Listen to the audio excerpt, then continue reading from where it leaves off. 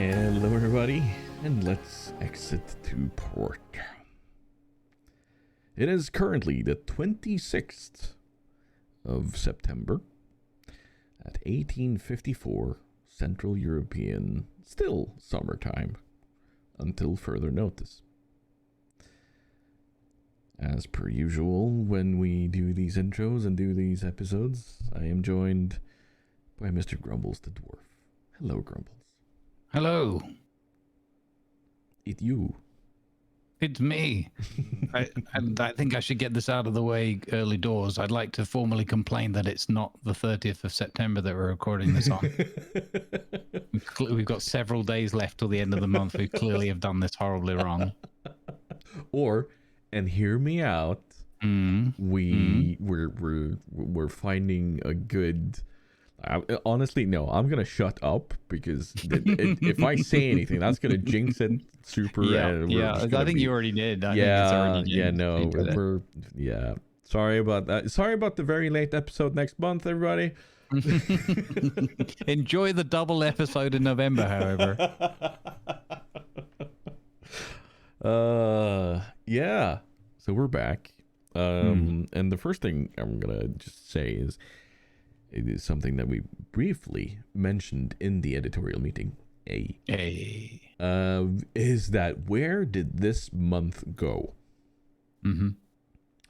I know I was out traveling for a bit and everything, but you mentioned it. Like, where did this week go? And it's like September just gone.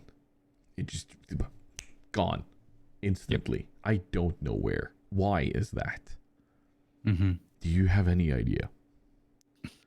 I don't know why. It's the only thing I can say. That's all I got. Well, speaking of things going quickly, World of Warships is 7 years old. How's that for a segue? Huh? That's pretty. That was smooth. I like that. Thank you. That was good. Let's not point it out to everybody. Well, Anyway. at least we can go on with confidence now that we got at least one good segue for the. Very important. But yeah, 7 years. And I was actually looking through my my channel the other day, my YouTube channel, that is, and I found some old unlisted videos showing how World of Warships used to look, and it was weird to look back. It was really weird to look back. Like, if for all the things that they've thrust in our face that we do not want, I also saw so many things that made me go, "Oh my God, it's so much better now." So, I guess we can, like, we're on a roll with thanking Wargaming for what they do and with how they've progressed and actively tried to make things better, and they're talking about it. So, you know what? Here's to 7 years, man. It's been a blast, and I do have a feeling it's going to be even longer. And something that they talked about themselves in the letter regarding the celebration is, of course, that in the market of video games, celebrating 7 years as an MMO, which it is, that's pretty big. That's pretty big. We're going to talk a bit about another MMO a bit later that kind of is dead already, but yeah. We go from 7 years to 7 minutes. Yeah. Name of my... No. Anyway. How's your 7 years been? It's been really fun. We had the summer of discontent. But overall, I mean, I'll put it a different way. I'm trying to think now, put myself a bit on the spot, but what other games have I played for 7 years? Like, I haven't been a huge gamer. I'm not like game more now than I ever have in my life before. But even so, it's definitely like there's been a couple of MMOs where you get like hooked on it and you're like, oh, I want to do this thing and get to this next level or whatever. But nothing has kept me coming back, and I think it's just that magic mix. It's quite a special product in terms of you can literally just plug in, enjoy a couple of matches, and plug back out again. I know that might sound weird if people are like, "What? What do you mean?"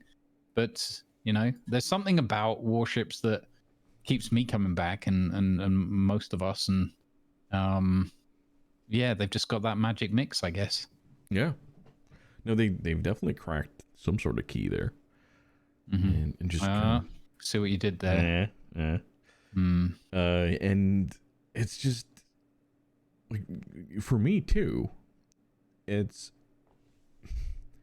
like looking back and how I used to play, and then how I play now, how I'm able to learn better, how I'm like my own progression as a player is very nice to look at.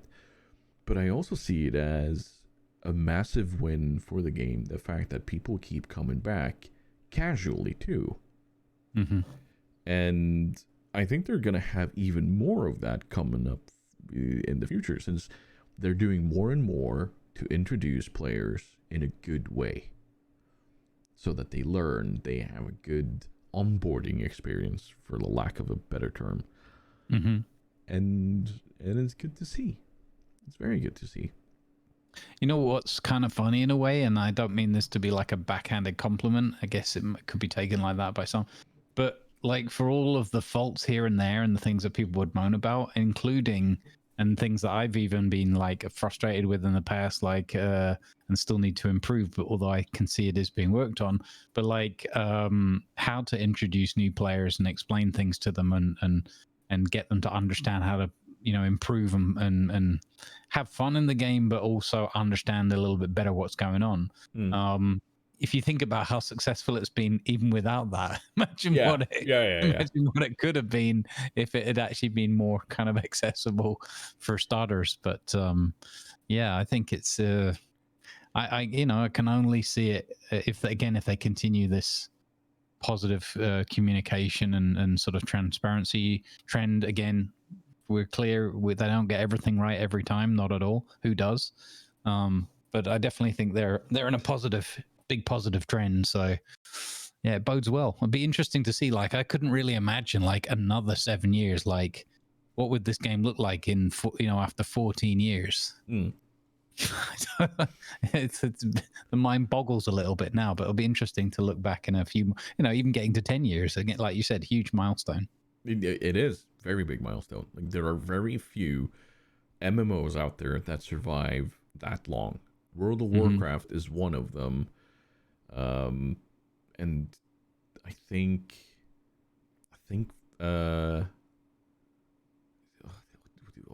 a few others. I can't remember their name right now, but there's not many. There's not many, but we can't really ignore the fact that they had the success of World of Tanks to help them get started. A lot of World of Tanks players came over to World of Warships, and I think a lot of it, a lot of their success comes from that. It's undeniable, really, but it's become its own thing. There are a lot of World of Warships players out there that are pretty much unaware of what World of Tanks is. And that's kind of weird, but also fun to see. Yep. Because I actually had this question from somebody. Oh, World of Warships, right? Who's this from? The same people that made World of Tanks. I answered. World of Tanks? What's that? Like, oh, okay, cool, yeah. And then it kind of clicked on them. Oh shit, it's the same people. Oh, cool. And then it kind of went on. But yeah, no, it's fun, it's big, and if their upcoming ideas and communication is gonna go through well, then we're looking at an even better game, because one of the things that they said they are going to be wanting to work on is cross-server matchmaking. So people in EU can matchmake with NA and so on. So we're talking more like War Thunder works, one account. You can play with everybody, and I do think that's good. And they probably should have done that from the start, honestly. But hey, here we are. Mm-hmm. Yeah, indeed.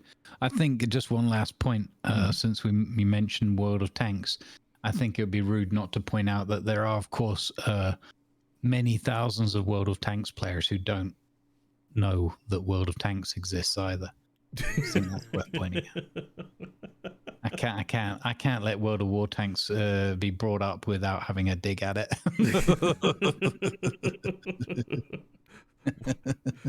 What is World of War Tanks? Nobody knows. and for that matter, what is World of Warplanes? Yeah. They know that. You know what? Now you mention that could be a good business idea. You should suggest that they make a game similar. Yeah. Around. Yeah. Okay. Yeah. Bless noble Q for keeping that guy alive. Single-handedly carrying the franchise. Yeah. But other things that they've done recently that I didn't think they would do is they revamped operations. Because for a long time, a lot of people have been saying, please bring back operations. Please make it a random roll so you don't have just one operation per week. It's too long. Like, for every time you hit that battle button, you should end up in a different operation or whatever. And I've been saying that too. Armored Warfare, the co-op battles there, like being able to matchmake into a random one every single time, and like it just made the game so much more enjoyable. And now we have that opportunity in World of Warships, and I've played it a lot, and I love it. Yep. So it's solid fun. It really is. And we now have the option of bringing any tier 6 through 8 into operations freely. Like, there's nothing stopping you from jumping in and doing it. There's nothing that will say that, no, you can't do this and you can't do that. Like, you don't have to wait half an hour in order to get your ship back. No, it's just jump in, play it. Yep. Again and again. And I love it. It's a huge improvement. I think, people will get the hang of them and that, but, they brought the whole bunch of them back. I like this round robin thing where it'll just pick one for you if you're just joining some other randoms in a team, as you said. Yeah, and it's just good fun. I think that from what we played it for a few hours here and there, it seemed to scale fairly well. Oh yeah. Like, it wasn't super easy, and there's some maybe that are slightly easier than others since you're in the tier 8s, but it seemed we did try a few at like tier 6 and 7s and 8s, and they did seem to adjust the enemy ships and whatnot fairly appropriately, and it's just kind of fun. Like, for example, when Yamato just appears in defense of Newport, and you're like, this isn't good news. You're sitting there broadside on in your Bayard, and then going, I thought I was having too much fun. The game has corrected course on me. Thank you.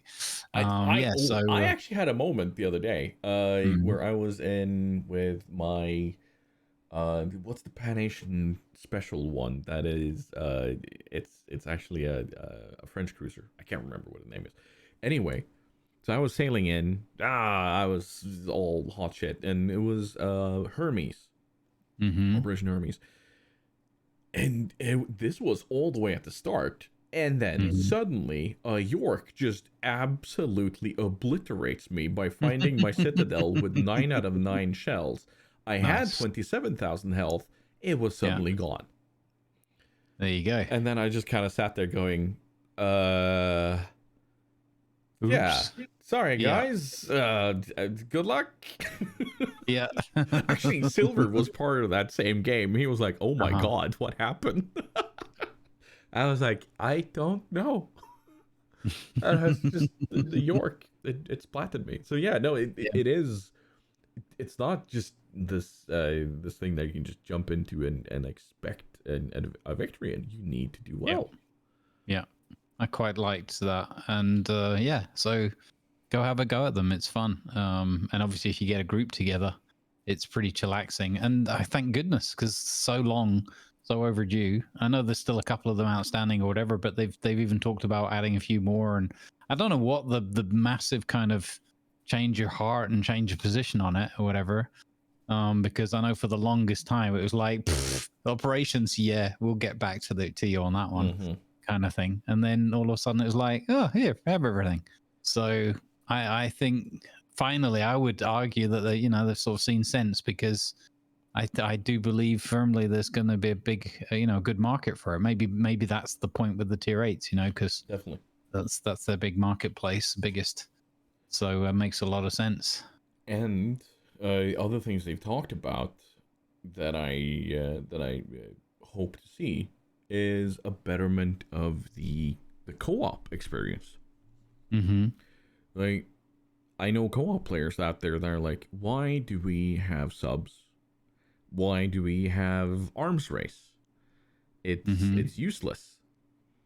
And it's become a place for people to just jump in, get 300 base XP, and then out again. and and just like not caring, like it's just a mindless grind.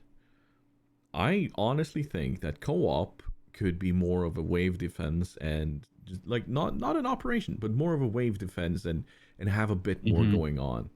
Where let's say you have 3 spawns, one battleship, one cruiser, one destroyer, and that's it. And once you're Yeah. out of those, you're out. I like I'm excited to see where wargaming takes the co-op experience because they have said that they're looking into how things are for co-op players. Yeah. And co-op right now is just a blind copy of what goes on in randoms, only with bots in a bad way. Yeah. Yeah. So Agreed. so yeah, what would you want to see out of co-op? I think that I've not thought about it until you just said it now. I think that that's a really fun idea. The idea of waves of attacks and things. I think it should be a place where people can plug in, chill out, have some fun, learn some of the game, like we've been talking about where to learn and all the rest of it. I think that's a good opportunity because you don't lose too much or whatever. And yeah, I think there's a lot of potential to it. It feels like it's been like a neglected, like a massively underused tool for them, Hmm. and now they've got they kind of thought, oh, maybe if we do round this out a little bit, because the reality is, and I know that there's the huge push and always growing and bringing more people in and all the usual stuff.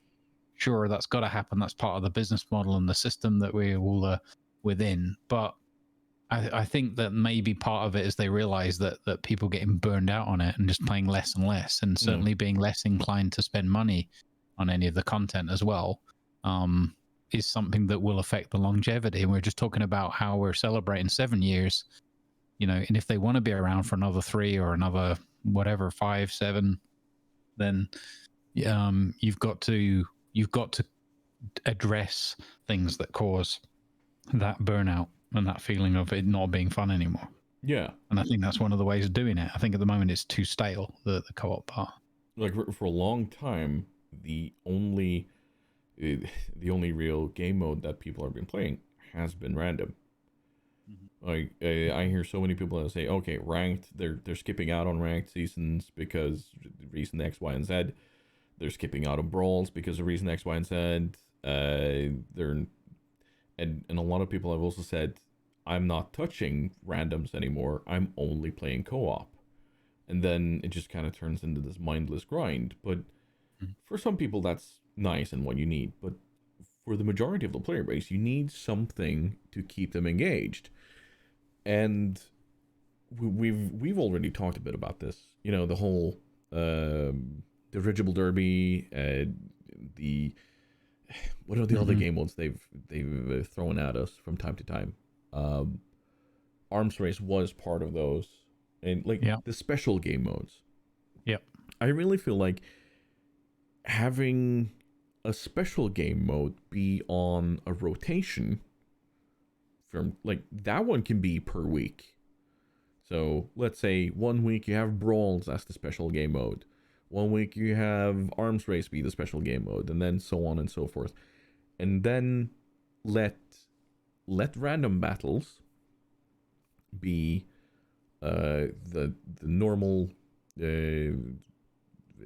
kind of conquests with multiple areas, or the normal battle mode, standard battle, and then maybe even a no cap kill all. Yeah. Wait, isn't that every battle? What? Have we stumbled on something? No. But yeah, no, seriously, just have that be the game modes in randoms, but then have a rotational thing where people can jump in. Mm-hmm. It has a fun game mechanic. It has a novelty to it. And then you play a few of those, you get a reward or whatever, and then you rotate. Just do it that way, because that way you have a spiral of something that is it keeps, or circle, not a spiral. You have a circle of something that keeps people going back to, okay, it's this in rotation now. Come on, let's go play that. And then when they get something that they don't like, they go back to randoms, but others might be jumping into the special ones. So yeah, it's like the age-old jokes about, spreadsheet says you're having fun. I think what we're seeing now with some of this rotational content and these game modes is that recognition and implementation of things that are designed to bring variety, and it feels like we've finally broken through this.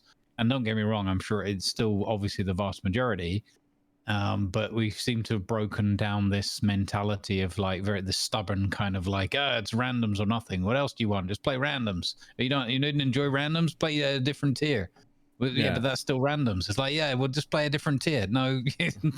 So, and I think we've kind of it feels like, what it feels like? It feels like the product and the decision makers are kind of maturing in a positive sense with the product and their attitude towards the player base. And I think there's also a part of this where sometimes I feel a bit not so much in the past, but in the last year or so, I definitely see that their efforts and actions to be more constructive and more positive. I think they are bringing some better content, not talking about the saturation stuff, but just the modes and that.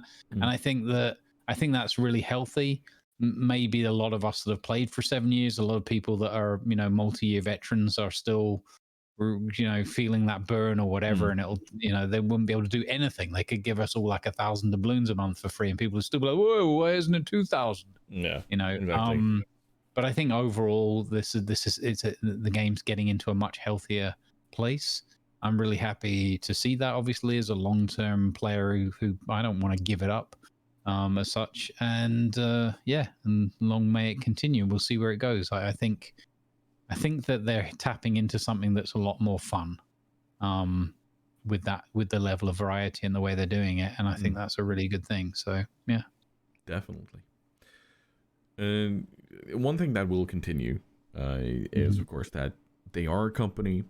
They're looking to get paid, and there's no denying that. But one thing I would like to see is that for instance, with recent campaigns that they had, where you could go through a little quest line and get the Master of the Sea, captain for the Pan-European lines.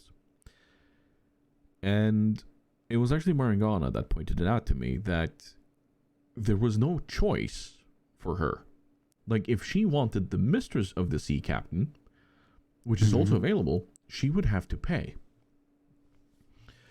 So I'm thinking, like, it's natural that they need to get paid, and by all means, adding packets with both captains and everything, like ships, premium time, and so on, perfectly fine. I'm all okay with that. But when you have, for instance, captains that come out and you give the option of gaining them through a quest chain, a 6-point captain. Like, we're not talking a 10-point captain, we're not talking a 21-point captain or anything. No, it's a 6-point captain. If you have something that has the option of being both male or female, give us the option. Like, they have that as a thing now, where you finish a quest or a mission, and then you get like a ping that you need to decide what reward you want. Why not add that into that? Because some people might want the Mistress of the Sea captain, but they don't necessarily have the money to buy her. And so paywalling certain, like, let's call it a fan service. Paywalling a fan service to that extent is a bit much. Because I don't think they're going to break their bank by allowing people to choose genders on such things, or to choose one of 2 different anime captains or whatnot. I don't think that's going to break their bank.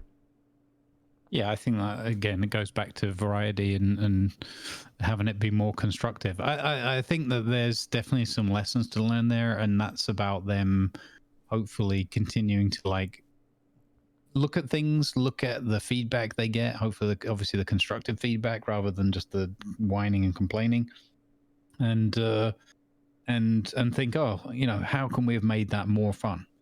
This was how do we rate this on our side? What does the feedback from the player base look like?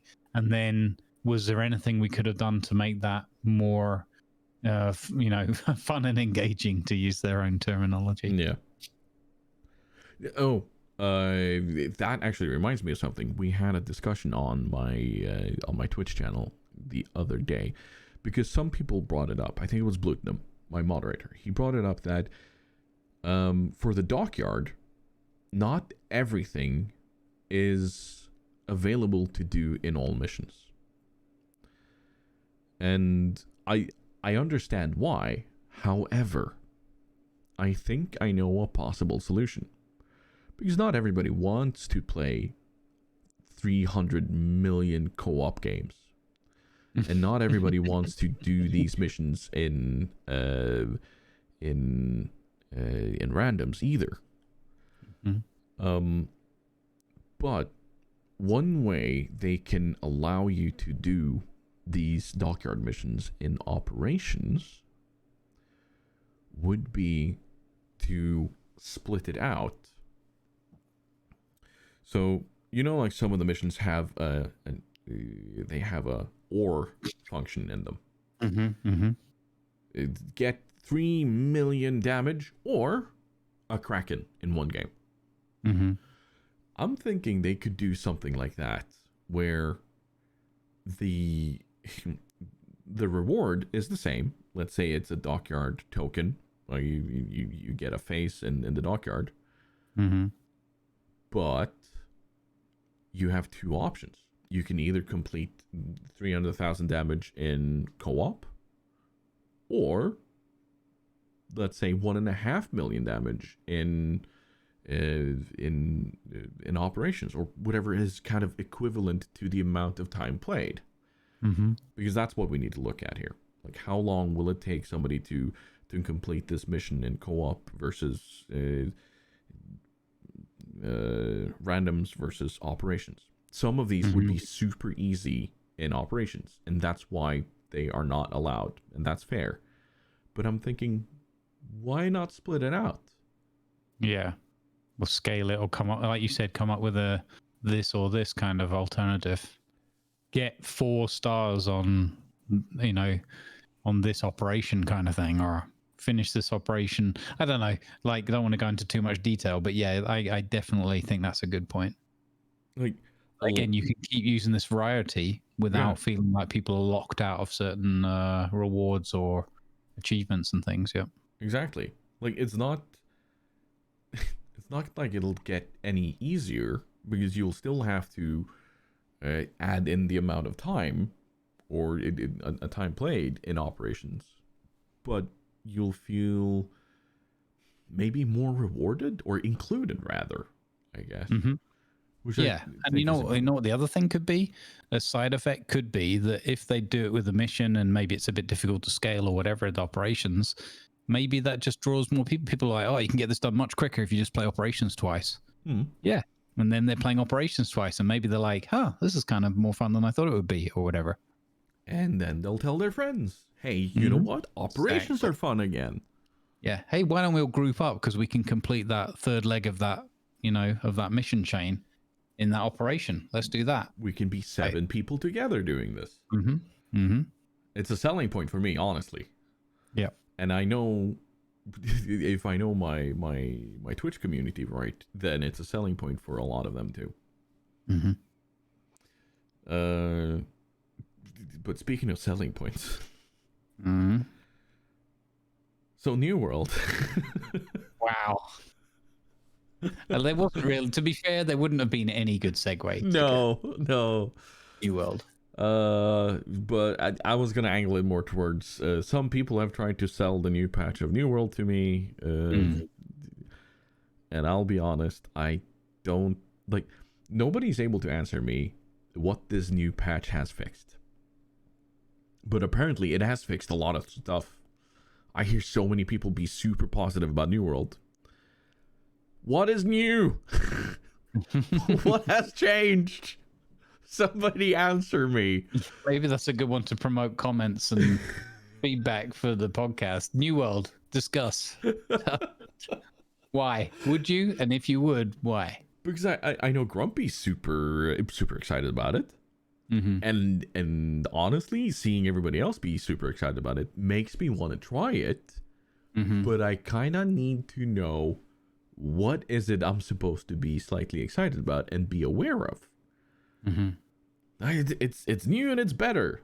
Yeah, that's what they said about Coca-Cola when they removed the cocaine from it. It doesn't make you addicted anymore. Well, I mean, it's that sort of thing. So they should have tried sugar. Oh wait.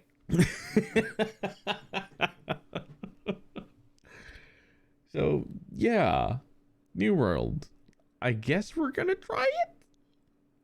Like, I'm gonna watch people try it. I'm being very non-committal about New World at the moment. Yeah. Have you seen any emails? Like, because I'm technically part of the creator program. Yeah, we've had the creator program and like this and that, but it's one of those kind of like, yeah, I'll look at that when I get around to it. Let me just go and, I don't know, brush my teeth again for the 5th time today instead.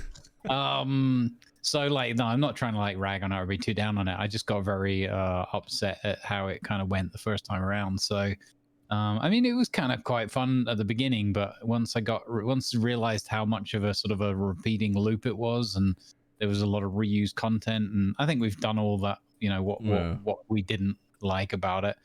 And I just the leveling and just feeling like I was locked out of half of the content most of the time. Yeah. Because I didn't dedicate 24 hours a day of my life to it. I don't know. That's kind of what I remember from it, and that's how I still think about it. So they need to do something pretty spectacular to make me feel like it's going to be very different to this time, but we'll see. Like you said, the other thing is, if it's a case of like, hey, we could play this with Grumpy and some friends and community members and whatever and have a chill out, why not? That could be good fun. But would I make the same level of commitment as last time and try to run the town and all that kind of stuff? No. I wouldn't. It would have to be really stonkingly good for that level of commitment, but we'll see. Never say never. Yeah, no, I'm trying to look at the email here, or look for the email, to see what's the hubbub. But I can't seem to find it. I think I've just simply deleted it. Let's see, New World. Okay. Death's Beckoning. Creators of Eternum. Distribute and claim the Death's Beckoning apparel skin Twitch. Oh, that's Twitch. Oh, that was about the Twitch drops. Yeah. Twitch drops. Yeah, no. So no email from them. Like it's just Twitch drop. Okay.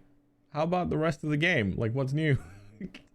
Yeah, that's the weird thing is that a lot of people are hyped about the huge drop and massive update, and like it's like you said, it's like okay, I need a little bit more detail. Yep. Oh, you want the detail? No, we don't do detail.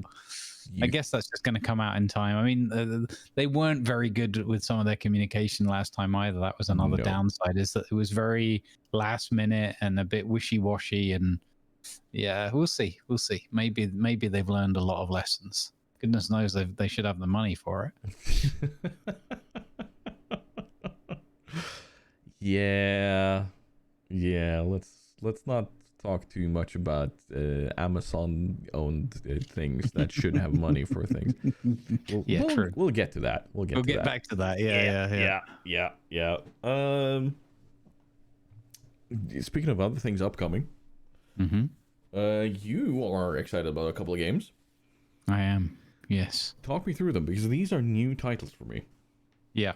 So I you know me, I tend to like not know what's going on most of the time. That's just from the point that I wake up in the morning till when I go back to sleep again. But in terms of like trying to keep my finger on the pulse, I'm definitely, you don't come to me for the news. That's never going to be a thing. But I kind of stumbled upon Manor Lords. I don't think I'd ever looked at it in the past. That was just something that came up in conversations recently. And I had a quick look into it. I was like, okay, that sounds, probably because it was like you've got Mountain, whatever it's called, Blade 2 Banner Lords. I don't know. I was like, I think that's just that. Anyway, Manor Lords is kind of like a little bit city builder, a little bit manage your peeps, a little bit Total War-esque kind of combat thing going on. And it looks like it could be just an absolute amazing, like a ton of fun.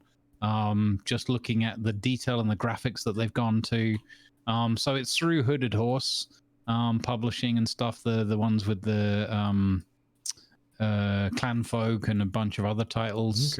And I just looked at it and watched some YouTube video trailer stuff and game footage from early betas and things. And it was just one of those that immediately I was like, oh my goodness, this looks like it could be incredible. Right. Okay. Terra Invicta, same people. Right, and that's making rounds on Twitch these days, and Clan Folk, of course, it is. Okay, yeah. And they have a game called Old World. Yeah. I mean, topical. Yeah. But okay, yeah, no, just looking at the Steam page and how it behaves. Yeah, no, this looks cool. This looks very Grumbles. Yeah. I really recommend people to have a look at the YouTube. May or may not be someone's thing, but check out the YouTube. Let me see if I can find it quickly on my Discord. I posted a video from a YouTuber, and they've been hyped about it for a long time. Here it is, Raptor. Yeah, somebody called Raptor on YouTube. Okay. And they did. I'll paste you the video link. Yeah, but they did an actual gameplay thing, and then talking about it and its development path and everything. And I was like, okay, that looks kind of exciting. So I don't know, because it could be too much like Total War stuff and things like that. And I get into those a little bit, and then 5 minutes later, I'm like, okay, I'm kind of, I've done that now. Yeah, it doesn't get me hooked. Let's hope that they don't overreach. As such, because it looks like it could be cool, but if they make things too complicated when it comes to like both city building, strategy, and army leading, it could be too much of. It ends up being a bit of everything, but not quite brilliant at any one of them. Yeah. Exactly. So so that one's definitely worth looking at, I think. And they intimate something in that video, like if you don't want to do much of the war stuff, then you can focus more on the diplomacy and other routes and things. And the thing that really got me is, I think it's an incredibly even a one-person development type thing or whatever, but they've spent like a couple of years and like really gone nuts on like the level of detail of the graphics, and the building system and the way you can put your towns together just look really stunning. So have a look at that. And the other one is from the folks behind Medieval Dynasty. And I think they've gone through a rebranding or something called Super Kami now or whatever. And they're doing Sengoku Dynasty, which is kind of like another iteration in that style, but this time set in a kind of medieval equivalents or whatever of Japan. People have been, it's not medieval, it's blah blah blah century. I don't know what it's one word, right? Okay, I see where I went. Yeah. Let me just quickly adjust that in the thing. Nobody saw that. Nobody saw this. Yeah, no one, you ain't seen nothing, kids. No, I didn't totally point that out. Yeah. Okay. Yeah. Okay. Sengoku. And it looks like, so if you've seen any of the Medieval Dynasty or had a little play of that or whatever, tiny bit, or seen any of the things we did with King Jeff, it's that's super fun and super addictive and really chill. And they've been promising, or they're promising for next year, co-op in that. And this one's got co-op already included in the trailer. Like, they're not showing it off, but they're like, so the differences are basically where Medieval Dynasty was about kind of building up your trying to become the Lord of the Valley and all that kind of thing, and building up like predominantly a village and having your workforce and all the rest of it. This one is about different regions have different access to different resources and capabilities and processing. So you'll have multiple villages, although you can choose to just do one massive thing as well. But you've got different options for how you want to play through it. And the core idea is that you have multiple villages, and one of them's like maybe your mining and smelting and that kind of processing, and the other one's maybe doing your manufacturing and blacksmithing type stuff, and then another one might be doing your farming because it's in a better region for that kind of land and development, and you have to kind of manage these different settlements and get them all kind of trading up and delivering to each other. And it just looks like a really much deeper and I mean, Medieval Dynasty had that magic essence of like enough depth to make it interesting and some variety without it being so deep that you had to be either like full on into it or just leave it alone kind of stuff. Right. And this looks like it's something similar to that, where they've gone for a little bit more depth, because you build like, you don't just go, oh, I place a blacksmith and that's it, that's all that's taken care of. You now have additional features, can't remember the exact words for them, but like the equivalent of like bellows or like water troughs or these, the cooling and processing, and you can get these different upgrades basically and build them, but you can actually place them like in different places around so make really kind of a unique village and unique, rather than being all 100% prefab stuff like it was in Medieval. So looks really really enticing, and I hope that comes out. And they specifically said that while it can get a bit complex with managing multiple settlements and having to do the flow of all the different resources and processing, they said, well, that could be made easier by playing co-op with people. So imagine co-oping and like you're running, I don't know, the farming area, and I'm running like we're mining like dwarves up in the hills or whatever, and we bring down stuff in exchange for food and all that kind of thing. I could imagine that being really fun. So other titles from the same people are Harvest Days, My Dream Farm, Star Sand, which is a mystical survival game set amongst the dunes of an arcane desert, which features a big worm in a sandy place. Animal Doctor, Lumberjack Dynasty, Farmer Dynasty, okay, The Unicorn Princess, right, Hotel Giant, okay, My Little Riding Champion, City Patrol Police, Industry Giant, Traffic Giant, Airport Simulator 29. Oh, okay. So they have Airport Simulator 2019. I think I played that. Ghost Platoon, Industry Giant 2, Transport Giant, and Hotel Giant. Okay, so I see the general theme here of what they have, and of course, Medieval Dynasty and Truckers Dynasty is coming up. Yeah, they're also doing the Wild West Dynasty. I think it is called. Yeah, it would be interesting because I'd love the idea of like a Red Dead style thing where you could actually like develop the world and build stuff and everything. I think that'd be super fun. Like, there's something to be said. Like, I don't want to call this shovelware, because but there's a certain quality to some of these games that is just so lovely in their own way, Mm-hmm. because I think that's it. We're going through Torplets and everything as well. The yeah. publishers, I think they've just got that's kind of what they're going for. They want to make the worlds feel like, lived in, if that's relevant, or just like cozy and welcoming, and they draw you in. So immersive, I guess, ultimately. Yeah. And I think they're trying to, even in some of the more arcadey or the lighter titles, I think they're still trying to I think that's like an underlying philosophy or whatever that they're working to, is to say, let's make these kind of, let's draw people in. Sit down by the fire. Here's a book. Here's a blanket, a cup of cocoa, and enjoy your game while you're here with us. Kind of, they just strike me as that kind of arrangement. Certainly seems like it. No, I like that. I'm looking forward to seeing you, manor lording and dynastying your way across the world. Many hours of content right there. I think so. Ooh. The key question is going to be: do any of them feature fishing? I have a feeling, why do they not have Fishing Dynasty? Build up your own fishing empire in northern Norway or something. I'd be so on that. Like, it would be my new main game on Twitch. Fishing Dynasty, yeah. Fjord Fishing Dynasty. Lord of the Fjord. I like it. But yeah, other upcoming things that I just kind of remembered now. The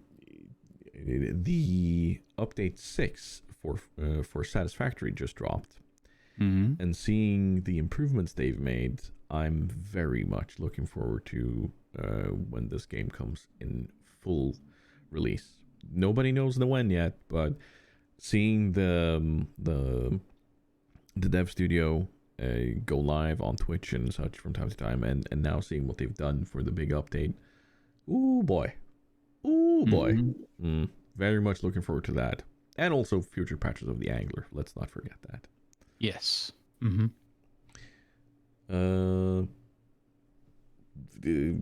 Should we move away from being corporate chills to being more corporate chills?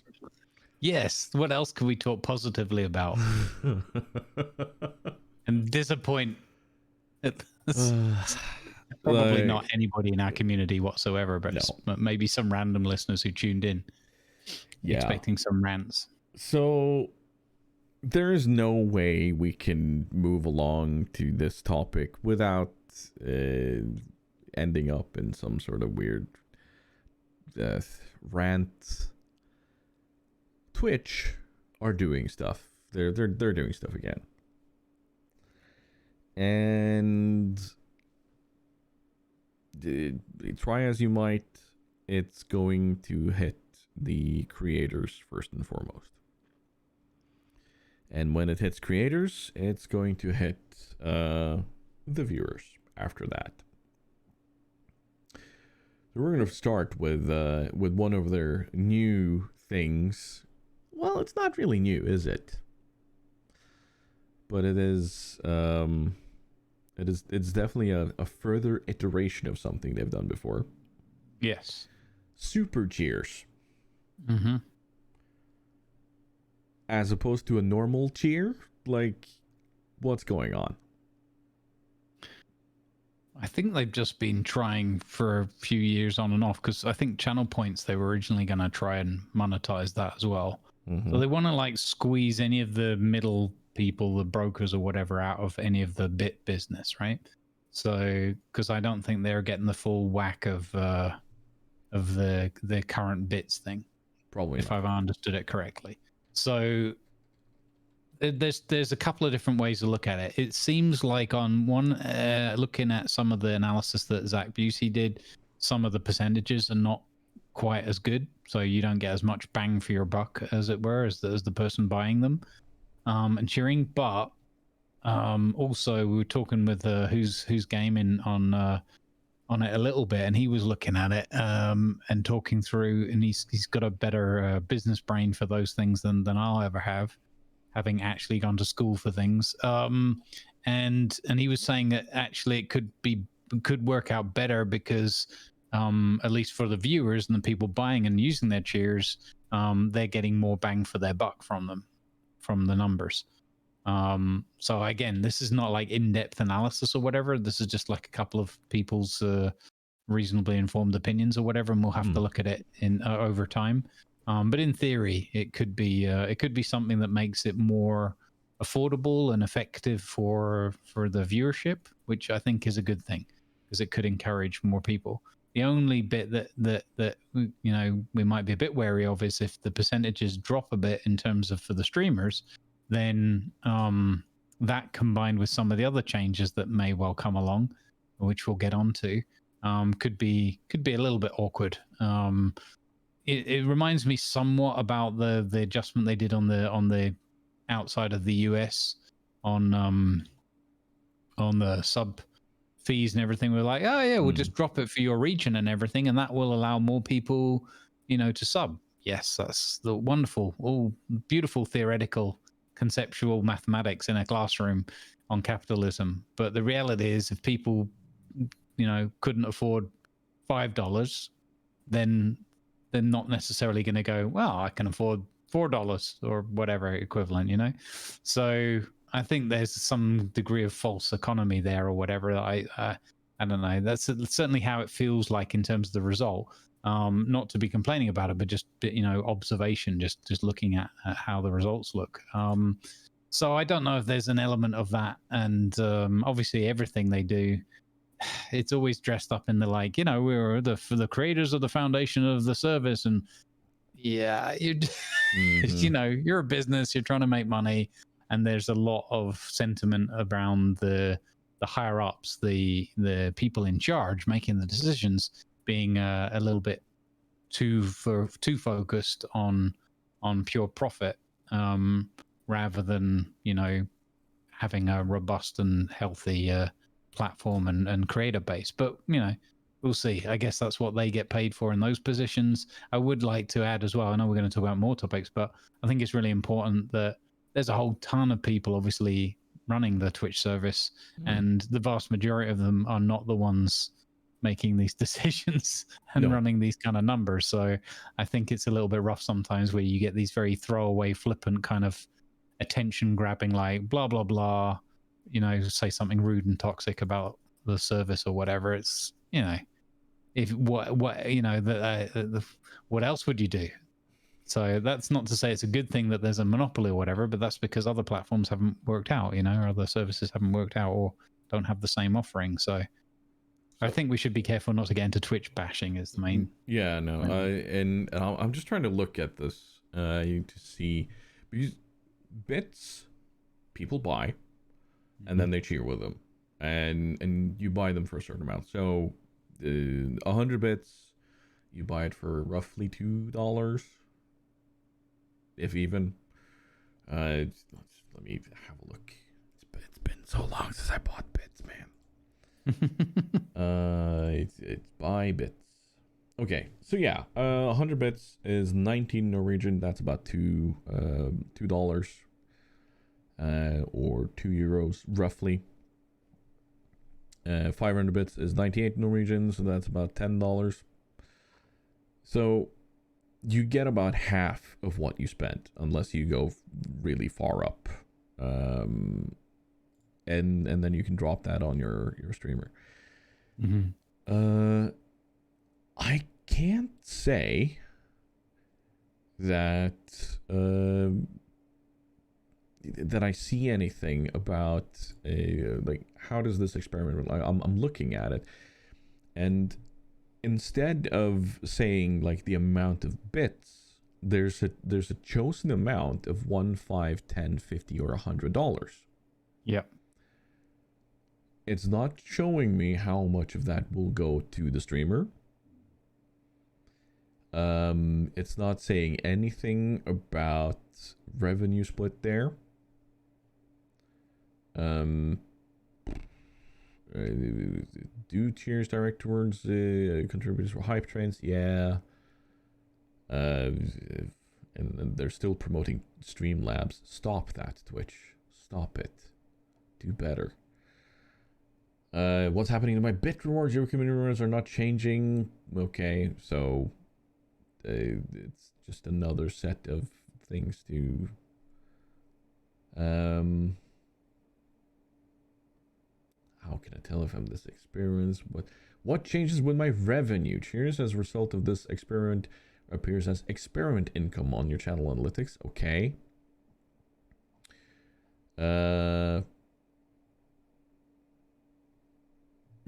Viewer FAQ. Okay. So you seem to have a Twitch wallet for cheering now instead. I'm not finding anything on revenue split here.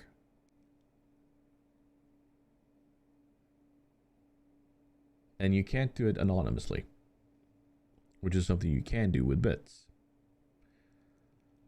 So I'm not sure what to think here, man.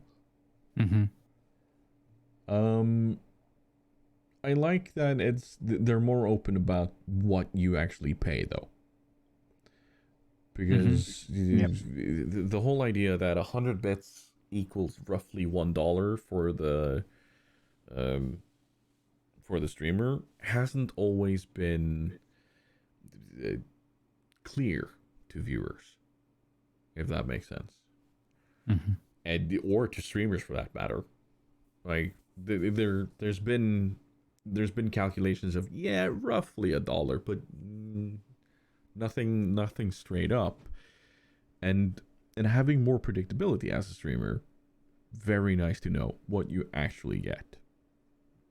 I will say that. But when it comes to a system like this,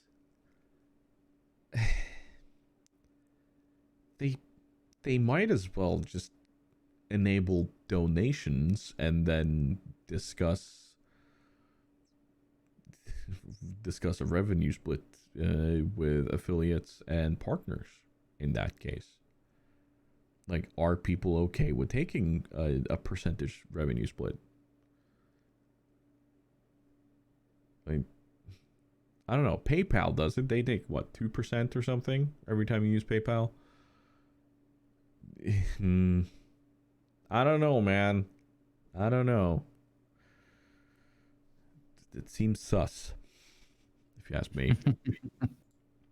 Another thing that seems even more sus is boost trains. So when hype trains first were introduced, they were called scam trains. And if anything is going to be labeled a scam, the boost trains are definitely up there. And I'm also kind of questioning what the hell is going on.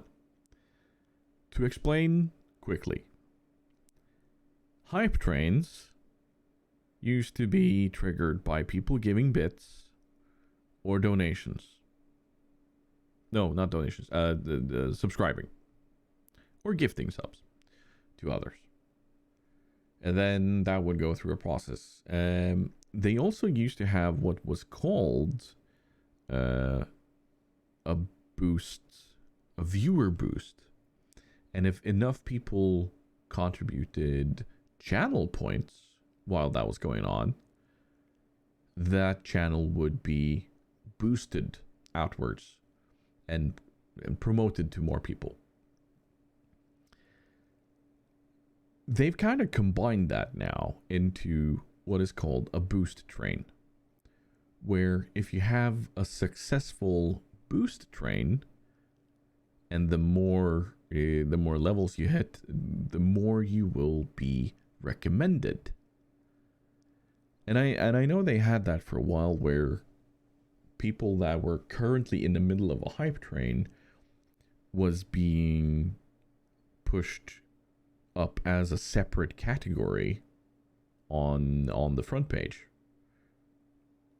where you could go to currently having a hype train, or that it was even a tag that you could search for.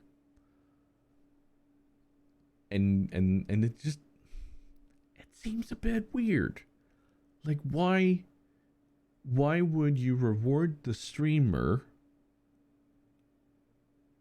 by getting more people into the channel after the community has already kind of paid for it?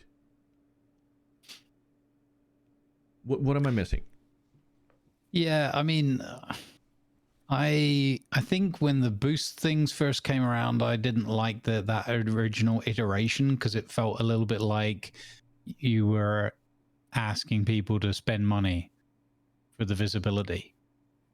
I'm not sold on it yet, but I feel more inclined to at least give this one more of a chance, because I saw it in action on Sunday, I think it was, we had yesterday. So it just got triggered like auto magically, and it was during the course of the train. I don't think anything special had to happen beyond what people would have done anyway, generously supporting, and it gave me the, you know, it's all happening, you know, with a lot of stuff going on all at the same time as well. And I'm trying to role play as well, so stop running trains while I'm role playing, folks. But I got the impression that it was like, okay, we're going to try and boost and in terms of your visibility on the platform, which I guess includes tags. I don't know. I'm guessing. I would hope so. Includes any tags that you're using, the categories you're in, the game category you're in, that kind of stuff. And your maturity rating and all these things. And so there's a higher chance that people will just stumble upon your stream whilst that's going on, without it being directly linked to that feeling of like, oh, come on, boost me kind of thing. So I didn't like the boost as like a separate feature.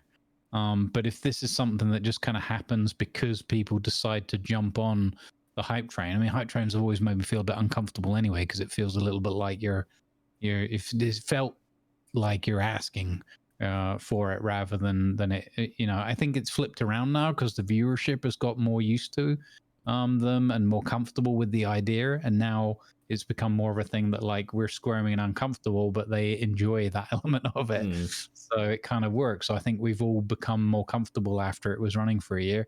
And I think if I'm understanding the boost thing, at least in terms of the arguably naive, but like the simplistic side of what it's doing, if it's helping to bring some visibility during some moment of crazy train shenanigans, then I don't think we can see that as a bad thing.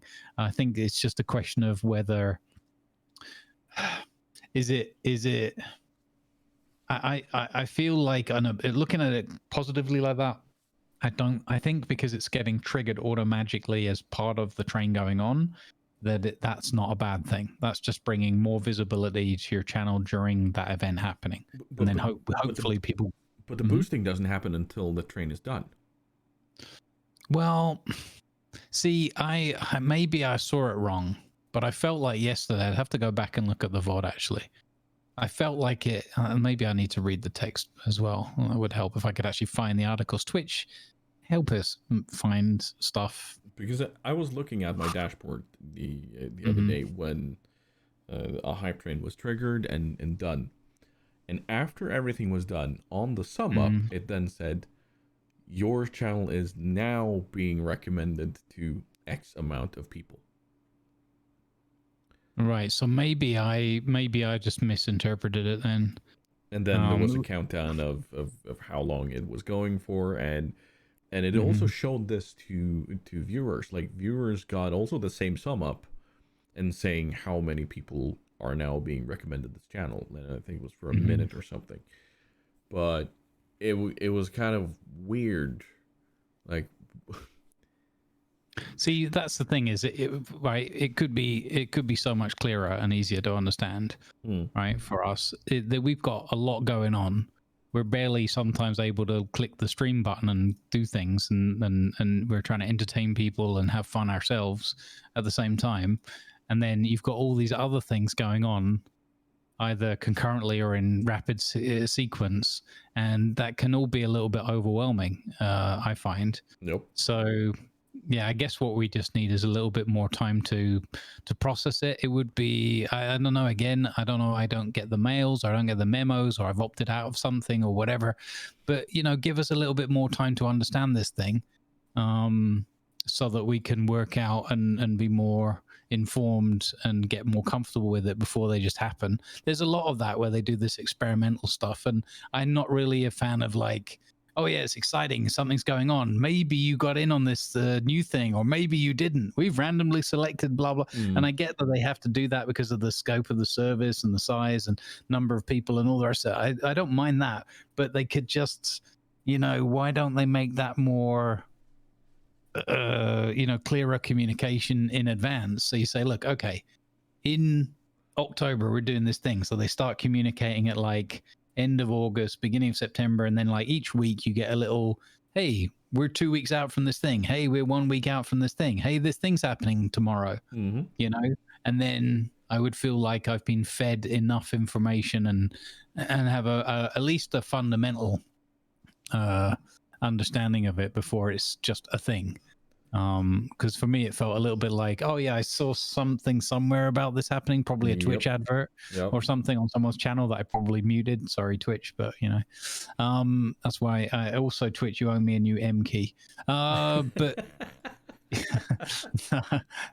it's just, it just feels a little bit like we get steamrolled with these things changing and going on around us, and I don't think that's the best way to do it. I think that, you want your streamers to be comfortable and confident, and you might not be super knowledgeable, but at least say, okay, I know the TLDR of this thing. Yeah, is exactly. this, without having to go and like do a whole bunch of research. There's a counter argument. It's like, don't be so lazy, or take some more time to often read it. It's like, yeah, that's probably a reasonable argument as well, but that's just a little bit how it feels for me, and I'm sure that for the thousands and thousands of others it feels like that as well. Indeed. No, it's like I get they have a lot of people to send out this stuff to and make sure that everybody gets in on it, but it's like, if only there were automated systems to be able to send out emails regularly or something like that. Like, could you imagine if there was something like that? Crazy. Someone should invent email. Someone should invent email. Mm-hmm. And yeah, no, it's speaking of things that like you mentioned, finding out about it from other places or so on. Mm-hmm. It's like, we've talked a bit about ads on Twitch, quite a lot actually. And and you know what? One of the things we've said is the type of ads out there, right? Mm-hmm. And we've often mentioned that we would love to have like a lower third or just a banner ad or something like that. You know what Twitch has been experimenting with for a year now? Mm-hmm. Banner ads. Oh yeah. And pop-up ads. Instead of full screen fuck your viewing experience ads. You know how I learned this? I learned this by going into a partner Discord. By the way, we should get you into that. Where only Twitch partners are allowed, because you need to verify your channel and everything. And I presented some of the ideas that we've talked about on this podcast to them. And one guy was like, oh yeah, I have that. I'm like, I'm sorry, what? This is a thing? Why are we not rolling this out to everybody, or at least giving people the option? Okay, yeah, no, that's it. Like, what that? What? How the? Okay, that's great. So apparently banner ads are already a thing. Yeah. Yeah. Would be a shame to allow people to have access to them. I think what was the one I was looking at recently? I have to just find it here on my dashboard. I saw a setting, and it was for, I can't remember if that's the name of it, or there's another type of ad that I've forgotten the actual term for. There's an on-screen ad or something. Yeah, it's the so you get the little thing that pops up at the bottom, like I think it might be banner. I can't remember the word they used for it. Maybe it was banner.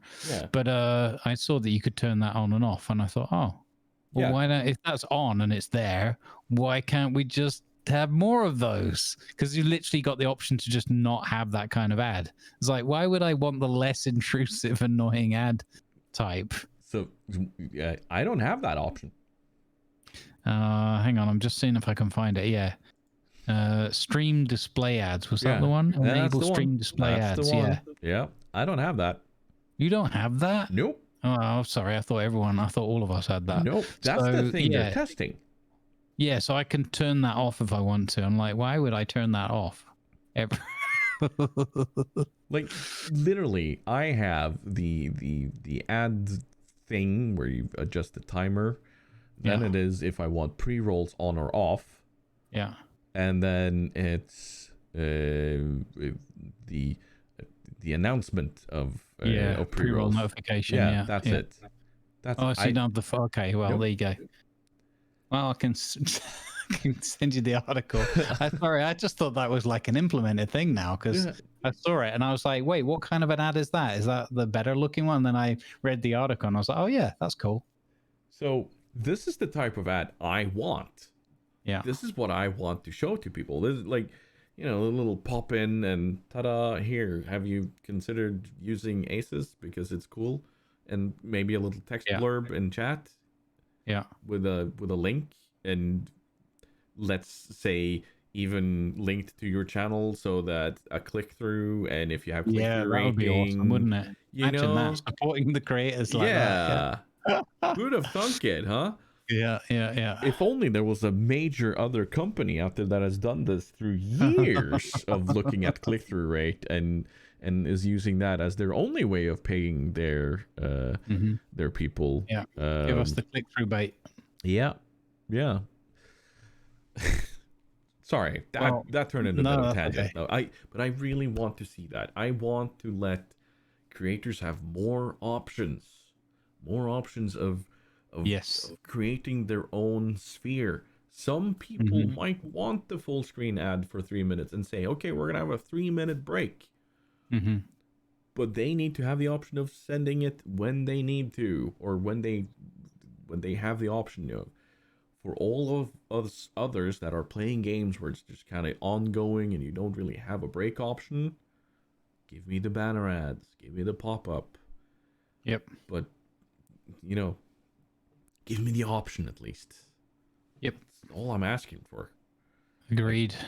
I don't need the 60-40 split or whatever it is on the ads. I don't remember what it is even. I don't care. Like, just a tiny bit of it. Sure. Yeah, I'll run ads. Just don't show them to people as they enter or whatever. Yeah, well, I think we'd all love the whole, can we just run the ads when we run them, and then it just is the same breakdown financially, and it's just up to us whether we do it often enough or not. And then we could take, because it's really hard for me doing this role play streams, because you just can't control when the role play is going to happen. It's the nature of it. Yeah. So it really, really sucks to be in, like, I've missed so many coffee breaks. Like, it's always a running joke now with the mods. They're like, you should have had your coffee break 40 minutes ago. I'm like, I know, but there's role play. But that we make a joke out of it. But on the flip side, that's also with, now we've got the ads running every hour anyway, but I try to go on every second hour. So at least people aren't going to miss anything fun happening, and now I can't even control that. So now, I'll go for a break later than intended because I went with the role play, and then it means I go away for 5 minutes, come back, and then 10 minutes later, a few minutes of ads rolls, and I feel like I'm annoying everyone or whatever. I've already taken the decision to drop from 3 minutes to 2 minutes because I didn't feel like the numbers were adding up the way they were promoting them anyway. Yeah. So, and I just felt like 3 minutes was excessive.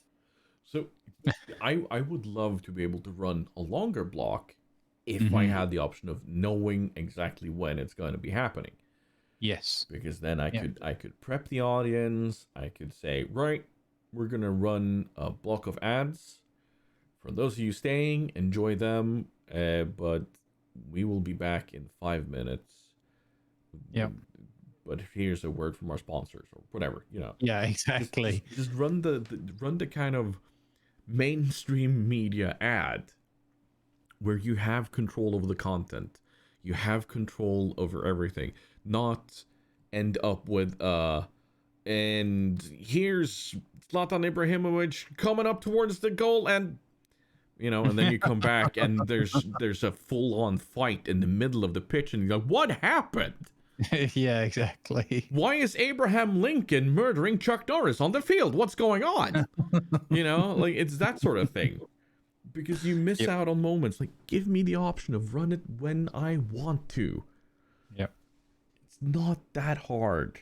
And then, like, because one of the arguments that they're using is that, oh, well, people will just run 17 ads at the end of the stream. But no.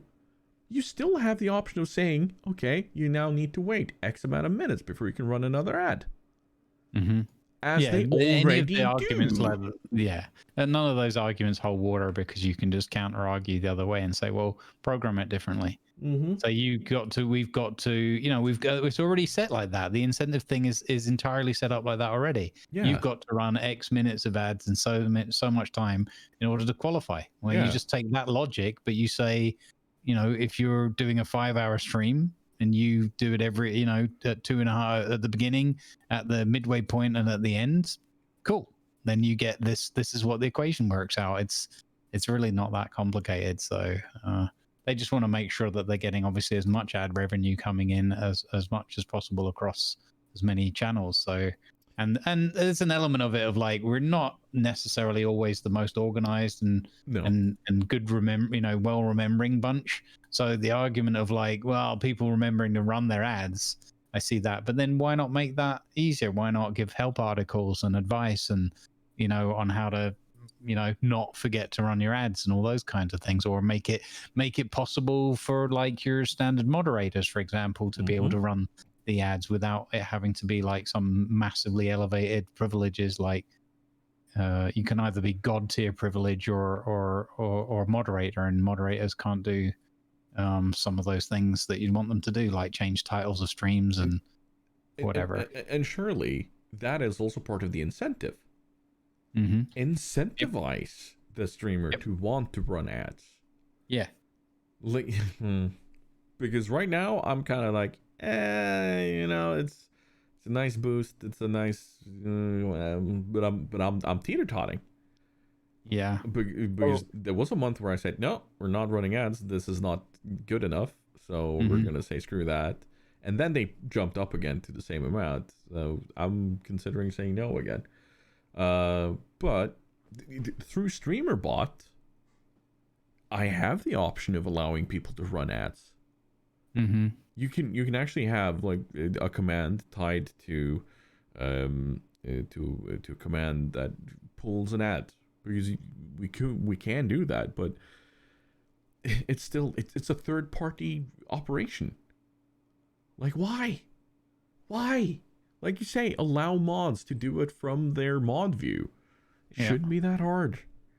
You can trust people to help you run your community, deal with all that unruly stuff, or and also be a positive part of the community as well. But you can't trust them to like run the ads when you're going to go and grab a cup of coffee or something. It's like, yeah, like hell. If it helps, I'll say, you know what, mods are going to get my ad revenue for the rest of the year.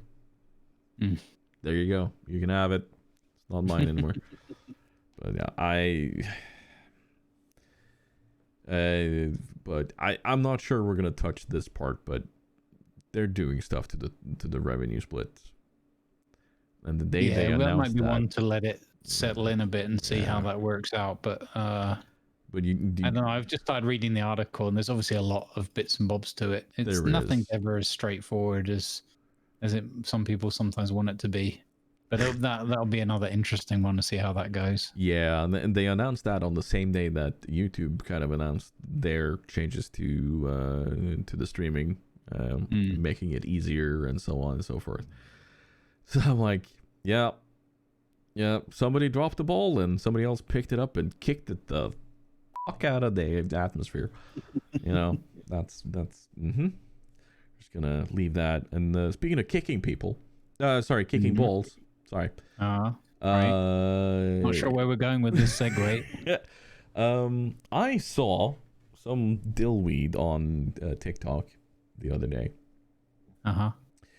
That he claimed that he had gone from 2 average viewers to over 70 average viewers or whatever it was, by doing these simple things, by watching all the big streamers, and I'm gonna copy them. Follow me for more tips.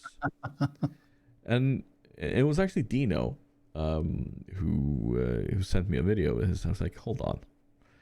And Dino pointed out a few things. He kind of showed his screen. Okay, so you've gone from X amount of viewers to X amount of viewers and only gaining 2 chatters? It was a substantial jump. And me and Dino were like, nah, Chief, that doesn't add up. Not even with super lurker channels out there do you see that kind of jump in viewership without seeing more chatters. And we pointed it out to him, and this is view botting, man. The only thing that is happening here is view botting. And then he turned around very quickly and said, oh, it was a joke. I got bot rated, view botted the other day, and I was just making a joke. Then play it off as a joke, you dingus. Don't try to engagement farm your viewers or others into checking out your channel just because you got view botted or view botted yourself. Don't be that guy. Don't be that guy. So we'll see. I'm not naming names or anything. That's not my way of doing things. But if I can just offer one tip to any future creator out there, be yourself. Don't engagement farm. Don't get caught up in the drama. There's some drama that is important to engage yourself in. Sure. Like speaking out against follow for follow and support for support. I can't speak suddenly. It's easy for you to say. No, it wasn't. Hence the problem. And speaking out against illegal and illicit behavior on Twitch, do that by all means. But don't let yourself get caught up in why streamer X broke up with streamer Y on live, and so that's it just doesn't create anything good. Be better. Be a better creator. Coming soon to the TigersDen channel. Yeah. No, that was my little thing on the engagement farming. Do you have anything you want to add? No. Good, because it is time for Know Your Role. I don't know if that was even a chord or whatever, but I don't know. There we go. Thanks. Brought to you not by Jingles. Thanks, Jingles, for letting us down again, forcing us to write our own jingles. We spotted an enemy submarine. What? What? I'm playing. Was that Jingles Connery? I'm playing World of Warplanes. Why is there a submarine? Big sip of water there. Anyway, know your role. Yeah. Yes. And it's mostly going to be you talking here. At least for the first part. And I would like to note, Grumbles did tell me that he's not feeling very well today. So we're not going to force anything here. But yeah, you've done a lot of role-playing lately. And one of those things is Atlas, which of course has again taken up the spot as daytime TV for a lot of people. But you've come to the end of a season. Talk us through why and how and just everything going on there.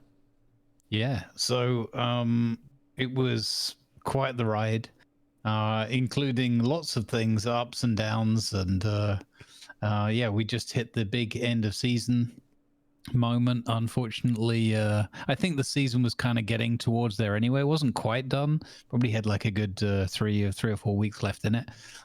But Grape Shit, I mean Shot, announced another patch for their wonderfully optimized game, and Shots fired! Shots fired! yeah. Talk about do better. Anyway, before I got too far down that rabbit hole, yeah. So we had the a bit of a rush. We were basically set all our plans and everything in motion, thinking we had 2 weeks to finalize our preparations for the trade fair event, which draws a lot of people in. And then suddenly, the end of season was announced for midweek of that, what would have been that second lead up week. So we quickly hustled and bustled with the help of Mrs. Lazy General playing Secretary Crampton, running all the trade fair stuff for the Navy. She was great. She was fantastic. What a wonderful person in and out of character. Just wonderful role play.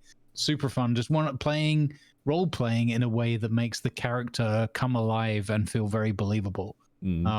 Which is really fun to have as a counterpart on the stage, so to speak.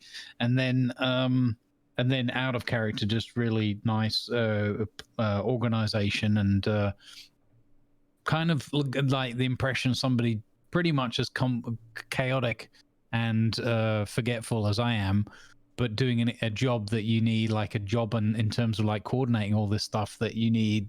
So there's so much going on, so many people. I don't know how she manages to do that, but anyway. But yeah, we put our port together. We put the trade fair together. It was the last weekend, so there were something like 69 weddings going on because somehow wedding fever broke out. This does happen quite a bit at the end of roleplay seasons, but you get like there's 2 or 3 people getting married, and you're like, oh wow, there's 2 or 3 weddings to go to. And this time around, they're not joking. They were like 17 to 19 or something like that. Wow. Okay. Yeah, it was crazy. So yeah, so the basic, and then there was like the little wars that break out because people want to get their last little PvP itch scratched and all the rest of it. So there's a lot going on, but we still managed to host fairly good numbers with us, and have a more or less full server on the peak time. So that was pleasing. And yeah, people just all of our crew, the builders, the storytellers, the crafters, the gatherers, they all just, rolled their sleeves up and were like, we got less time, who cares, we're just going to make this the best thing we can. And they pulled out all the stops, and the place looked fantastic. As many people as they could made it there, and it was just a super fun experience. And I was reaching the point actually where the Conan Age of Sorcery dropped, and lots of people did the whole RP butterfly thing of, like, as I'm calling it now, like where they land here for a day or two and then they flit off over there for a day or two. And it's really, I was like, well, I'm not going to do that. And I was feeling that draw as well. So I've become one of those butterflies, it seems, without meaning to. And but actually I was feeling a bit tired of Atlas, because Atlas, the game, really, as good as the mod makes it, and the community is really the backbone of it. It's a fantastic group. The game itself can be really jarring sometimes, just really annoying and in your face. But yeah, again, huge hats off to all of our build team. Gamel Farber playing Niels Eriksson, Lannovar playing Gaffer Graham, Mic'd Up Gaming playing Bastian Rook, and Cletus Buford playing Cletus. That's right. I nearly forgot his character's name for a minute. Yeah, he always has such a good name on his characters. Yeah, I have to try and convince him one day to play a character that's not called Cletus, but I reckon if he ever agreed to it, he'd play a character called Buford. Dang it, Cletus! My name's Buford. I don't know this Cletus person you're talking about. Oh. Bless him. Yeah, we just ended up with just the most amazing like lived in kind of feeling to, which is all you can ever hope for. It was incredible. And then you know, we obviously had all the players, incredible. I want to specifically shout out Shion Kaizi playing Granddaughter Mouse, and Little Mouse, and Giselbart playing Gilly Gallimore. And it feels almost unfair to you know, not call everyone out. I love everything that people are putting down, but in particular the way they brought their characters to life and have all the challenges of real life going on around them in the background, work, health, you know, you name it, and to still put on such a show and to bring their characters to life and get and what you can tell is the way all the other people outside of our, you know, things that we can't have any control or influence on whatsoever, how many people really fully embrace them and become embedded in their stories and the development of those storylines and those characters. That's when you can tell, you know, that they really care about those characters, and then by extension the players behind them. And Yeah. it was just a pleasure and a real joy to watch the players develop and the characters and see them really come to life. Superb. So yeah, I Can I mention a couple of favorites? Yeah, go for it. So, you mentioned Gilly, aka Giselbart.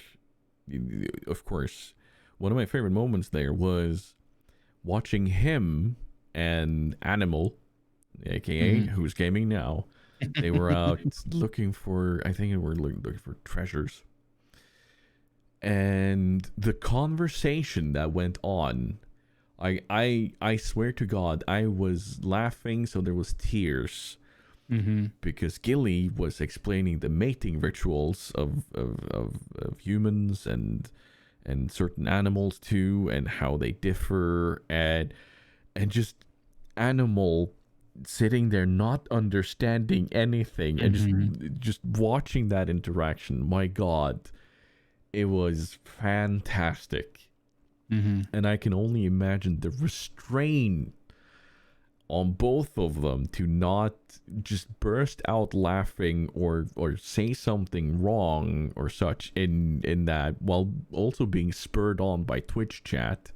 And it was beautiful. And there's also another character that I've absolutely loved watching, because she has had kind of a trial by fire grow up and character building through this, and it's Pip. Pip with her green thumb.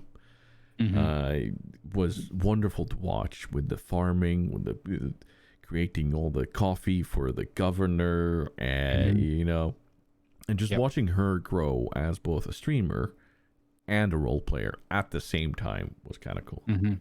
Yep.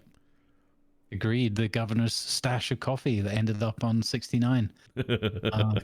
Purely coincidentally. Oh yeah. The funny, I was talking about it the other day, but the funniest thing when I made that little video, so we were just, Lan and I were just spitballing a few different ideas, and I'd intended at the beginning of this season to do, or the second half of the season, to do a little trailer, and like, you know, this is Skinny Pete, and this is where we're at and what we're going to be doing, and I just time and whatever, I just didn't get around to it, and it was always annoying me in the back of my mind.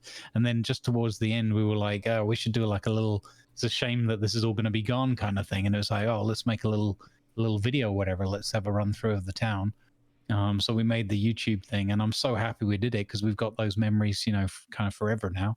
Yeah, it brings a little tear, but I agree with you. And yeah, the silly anecdote there was that I really promise you, I'm too clumsy. I did not plan it out, but I deliberately took it so that there was 769 coffee left in the governor's stash, governor only barrel in the restaurant. But I looked later and I didn't get it anywhere on the footage because of the black lines, the cinematic lines. But on my hot bar, I had the coffee, and I ended up with 69 coffee in my pocket as well. And I think one had just expired as I was walking. I literally didn't pay any attention, didn't mean it, but it never ended up in the video. But I laughed so hard to myself. I was like, wait, what? I don't know how it happened. It wasn't planned or thought out or anything. So that was kind of funny. But yeah, Beautiful. we just had an amazing experience. So, and we learned so much. So it's going to be I'm not going to say anything because I'm not doing any spoilers, but we've got a really interesting concept for what we want to do in 6.0. So watch this space, folks. Watch this space. I'll be honest, I'm tempted to join you guys, and now that I have a bit more time to play whatever I want and such, it's it could be fun to jump in and just be kind of like a gopher or something for people. Yeah, it's such a rewarding experience. Well, I can't say anything. No, that's fine. Let's not bait it out anymore. But it's gonna say it's gonna be really good. It's gonna be really good. You mentioned the learning experience, and one thing I've learned while watching you, Cletus, Who's Gaming Now, and so many others role play through Atlas, it's one thing that's become very apparent to me, even more so than it used to be, was the importance of what you're showing or not showing while streaming any sort of role-playing on Twitch. Like, we're talking both tabletop versions, we're talking through games like Atlas and whatnot. The importance of what is being shown on screen as you're talking about something is so high up there. So, for instance, one thing that you do that is incredibly important for the immersion of the story is that when you get into a really heavy RP session, you remove your camera. Because then the talking head of Grumbles the Dwarf goes away and you get more immersed into Pete McCracken or Ulan, whatever. Yep. Yes. You know that's a type of tea, right? Is it? I think it is, or is it oolong? I can't remember. Yeah, oolong or something. Yeah, I know what you mean now. I'll come in. We'll do chamomile, the strange wizard. That's what I'm drinking now. I love my chamomile tea. It's actually pretty good. It is. But the importance of what you're showing. So, for instance, our friends over at Pathfinding Adventure, they are undergoing a bit of a revamp right now because they're starting up their second season of Pathfinder. I guess we're going to shout them out in the section below. But I've just done some testing of a new way of showing cameras and talking a bit about what is being shown on screen.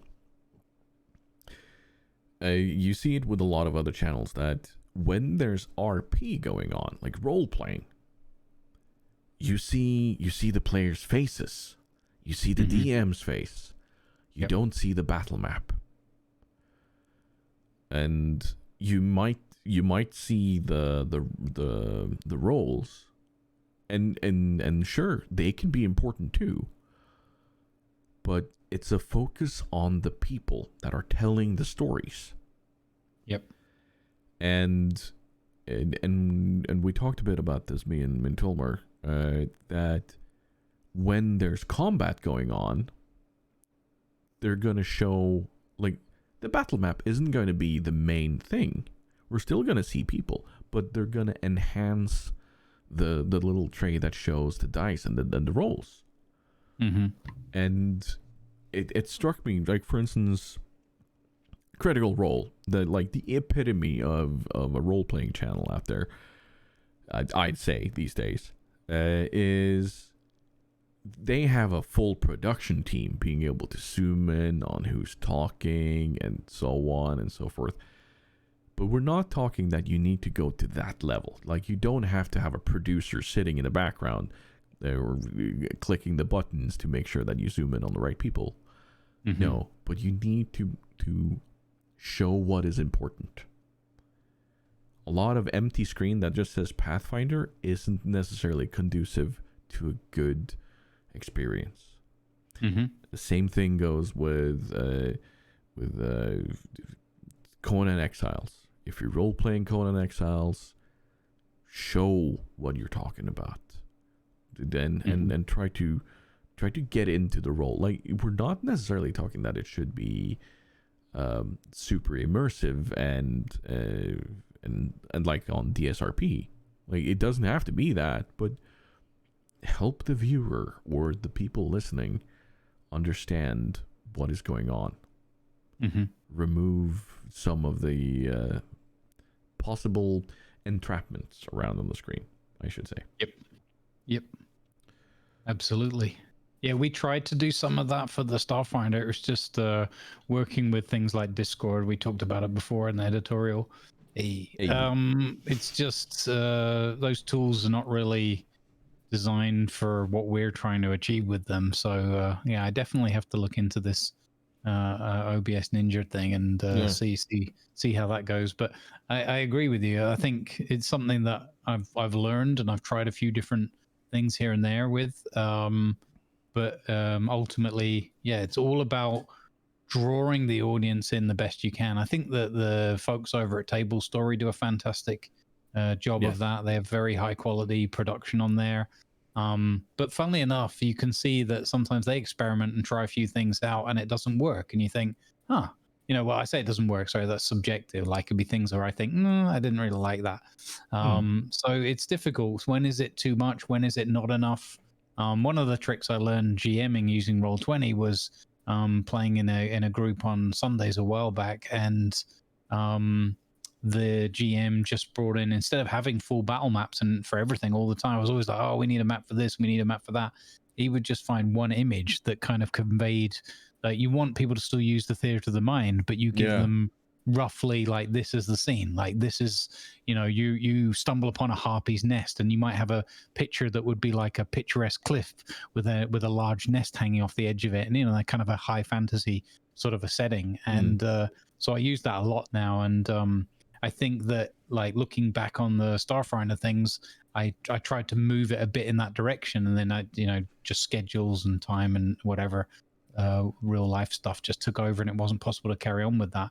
But I would have definitely gone in that direction, because I think you can, and as you said, you want to see it. I think especially for live action role play stuff, where it's of that ilk, I think it's so much more important to see the players' reactions, whether or not they do go as far. Like, sometimes people do really good, like dress up as well, like cosplay for their characters and that. I don't think you absolutely have to do that, but I think that just being able to show the people's reactions and then have the players kind of remember that they're reacting as their characters. I think that's where the cosplay comes in. It's almost more for the players rather than the audience, because it helps you to get into your character's kind of experience during the session. Same with the battle map.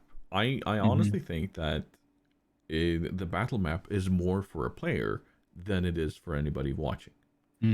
And let's be fair, role playing as it is, like we would know it, with sitting around a table and rolling dice and such, it's not necessarily been for viewing for a long time, or like, this is a recent thing. We're talking within the last few years. Critical Role became more popular, and what is it? Harmon Quest. Don't know if you're familiar with it. I don't know that one. No. Okay, that's something I need to show to you, because it's fabulous. Like, it's not been for general viewing as a focus until now. So I think a lot of us that have been players for a long time are thinking like players, like, what do we need? And not necessarily as a viewer, like, what does the viewer need? But we're seeing we're seeing more and more people start to think about this and translate it, and I absolutely love it, because like watching somebody sit and play role-playing games is bringing me back to listening to audio theater, or radio theater, we call it here, where it, Dickie Dick Dickens was one of my favorites growing up, listening to the Norwegian radio theater do their rendition of Dickie Dick Dickens, or In the Day of the Triffids, you know. Both of those are amazing to listen to, and you're kind of building this image in your head too. Not everything needs to be on screen, but if you see reactions, you see people act out their character and their anger. This god has descended upon you. Bow more, you know, that sort of thing. You see them grimace, you see them reach out and do their thing. I do that a lot. I don't know if others do that, at least. But seeing people do that, it brings me along. Like, big time. Yeah. Exactly. It's so nice. So, streaming or role playing, think about think of it as a production, like as a theater production. It doesn't have to be high scale, but what does the people need to see? Yep. We're like, wait, oh wow, okay. I thought we were gonna have a shorter episode. We're not doing too bad, are we? No, well, it's an hour 46 at the moment. So yeah, there you go. But we are coming towards the end. And if only we had some questions from the community. Yes. And no, that was out of tune. Oh, that was horrible. I made it slightly scary with that chord. And we do, you know, that was sort of suspenseful. Yeah, you know, it was supposed to be ta-da, you know, it was supposed to be happy. I'm not good enough with the keyboard yet. Anyway, Mr. Lannovar, long-time viewer, even long-time watcher, I don't know, has some questions for us. And shortly summed up, he asked about building games, a feature on Discord called Forums, and content creation expectations. Take us through these questions so that we can answer them properly. Yeah, so in no particular order, or just in the order they were raised. So building in games is something that I've more recently grown more and more kind of fond of, and seen where it can lead to creatively. We've had some real challenges in some of the things that we've tried, largely in a lot of cases because games are not always all that well optimized, even when it comes to their own base game assets. Looking at you, Atlas. You know, so people want to do something monumentous and amazing and incredible, and the game just says, that's cool, you can have that. Now no one can move anymore because you're all getting 3 frames per second. Yeah. So I guess we've learned a lot about limitations and how you can work within what a game's offering to, you know, kind of do your own optimization. Obviously not in terms of the code, but in terms of how you place your buildings together, how you space things out, what you connect to which other pieces and so forth, and just try to see how the game, I guess what it comes down to is we did a lot of for sciencing. Yeah. And we learned a hell of a lot about what we can and can't achieve to still give a comfortable experience, also factoring in that not everybody comes in with a hot off the press brand new rig. Right. So you know, you've got to build with people in mind as well. And it really, we learned a lot. We had a lot of good fun, but also a lot of head scratching and frustration moments, in particular in Atlas. And I got to say that one of the things that really shone through was how if you just go at it with a creative mindset, but also a willingness to understand that if we find out that something just doesn't work or it makes a particular situation bad, that you've got to also have that the mentality of saying, it's just pixels. If that's got to go, it's got to go. And that's kind of a rare, and that's one of the biggest treats we've had this go around, is that people were really able to say, okay, this is a cool thing. I like it. I like what I did. Maybe people like it. Maybe they don't. Maybe it works. And if it doesn't work, for whatever reason, like it doesn't fit the aesthetic and the atmosphere, or it doesn't, it's a great build, but in the wrong place, or of course, if it causes technical issues and slowdowns and crashes in the game, I've really enjoyed the builders' attitudes of like, well, that's a shame, but I had fun building it. Yeah. So let's just rip it down and readjust it, or we'll save that for another day or another place. It's odd how easy it is to get attached to a building within a game, because ultimately it's not real. It's just pixels, like you said. But it's really easy to get attached to it.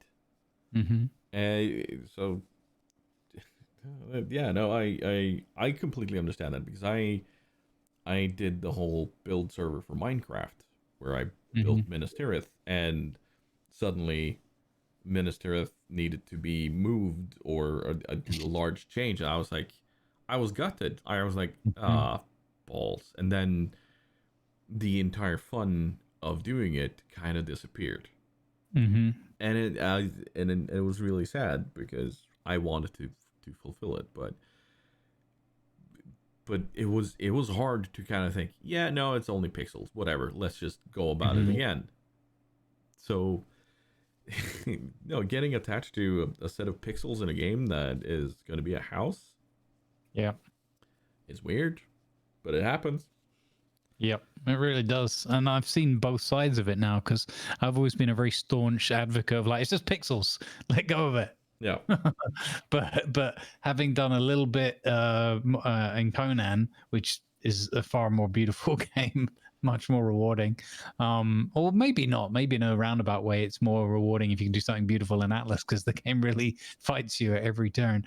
But either way, I can definitely see that feeling of attachment, or just like, I think for me specifically, it's very much like I build this thing because I want to try and role play out these scenes with these characters I've met, and I think it'll be really fun and they'll enjoy the development, not in terms of like, look at my building and my thing, but I think about what people will bring.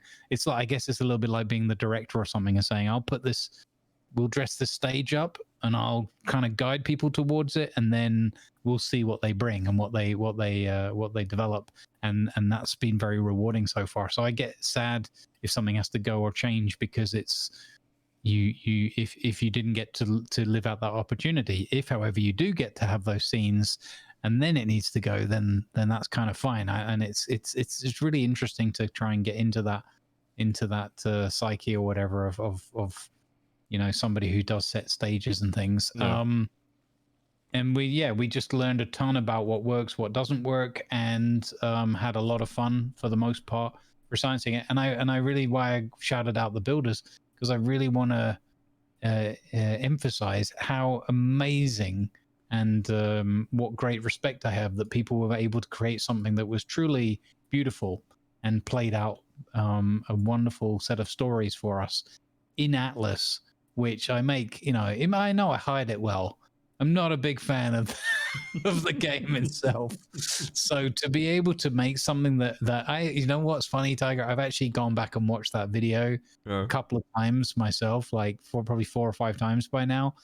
And I'm still not tired of it. Even when you've done it, you have a different relationship sort of thing to the content, and a lot of the time, and I'm so not tired of it, because it's just incredible that they managed to make something that's stunning, really, in that environment. So more about that later. Yeah, exactly. So I guess the building thing, I think you just have to be prepared and accept. And I think you touched on it perfectly as well. It's one of the hardest aspects of it. Is it really? It's funny because we try to build it to make it feel real and lived in and livable, and yet ultimately you've got to remind yourself fairly often that it isn't real. Because if you ever let yourself get sucked into that feeling of too much, being a little bit attached and caring about it is good, but being too attached to it, not so much. Yeah. So I think there's definitely some lessons to learn there for sure. I've been doing a lot of building in Satisfactory lately. Yeah.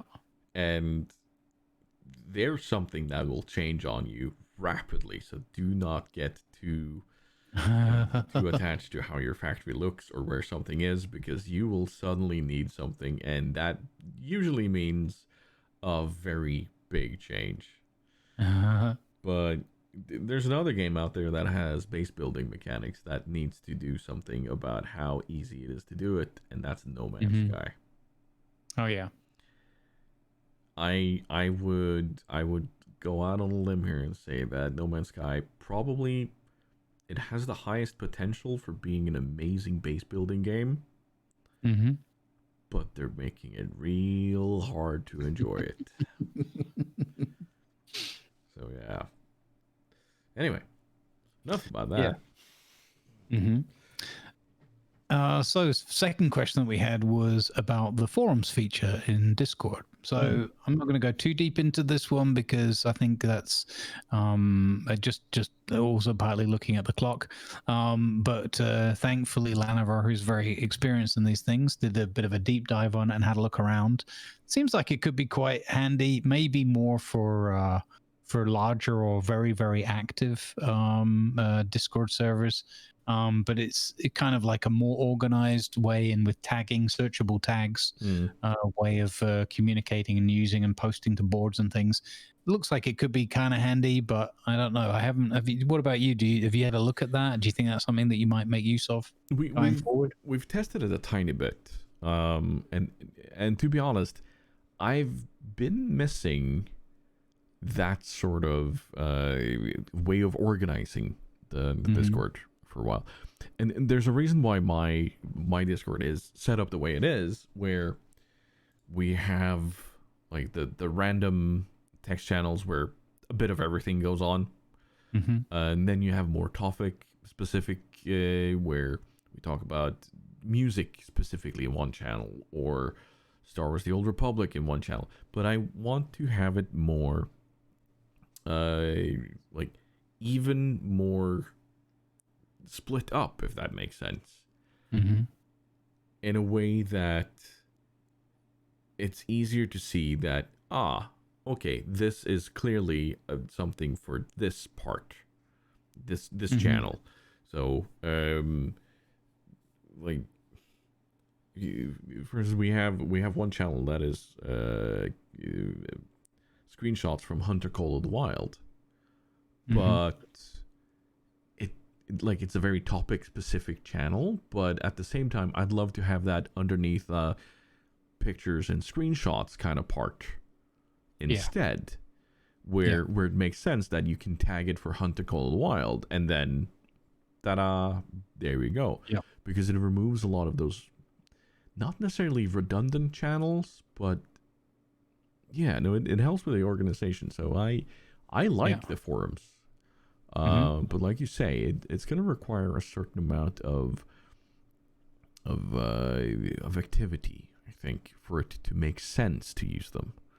Yeah. But I think both you and me we're right on that cusp, and kind of this can fit, this can be used. Yeah, I think there's definitely a lot of potential for it. I do really like the idea of the tagging and it making it more feasible to actually search and find the things you're looking for. That will allow people that can only pop in every whatever other week or a few days or whatever to keep up with what's going on. I think sometimes Discord can be a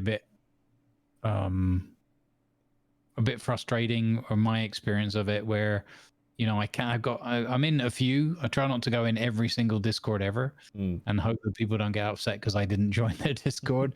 But I get overwhelmed quite easily by it all. Just sort of TMI, and what frustrates me then is that you miss out on something.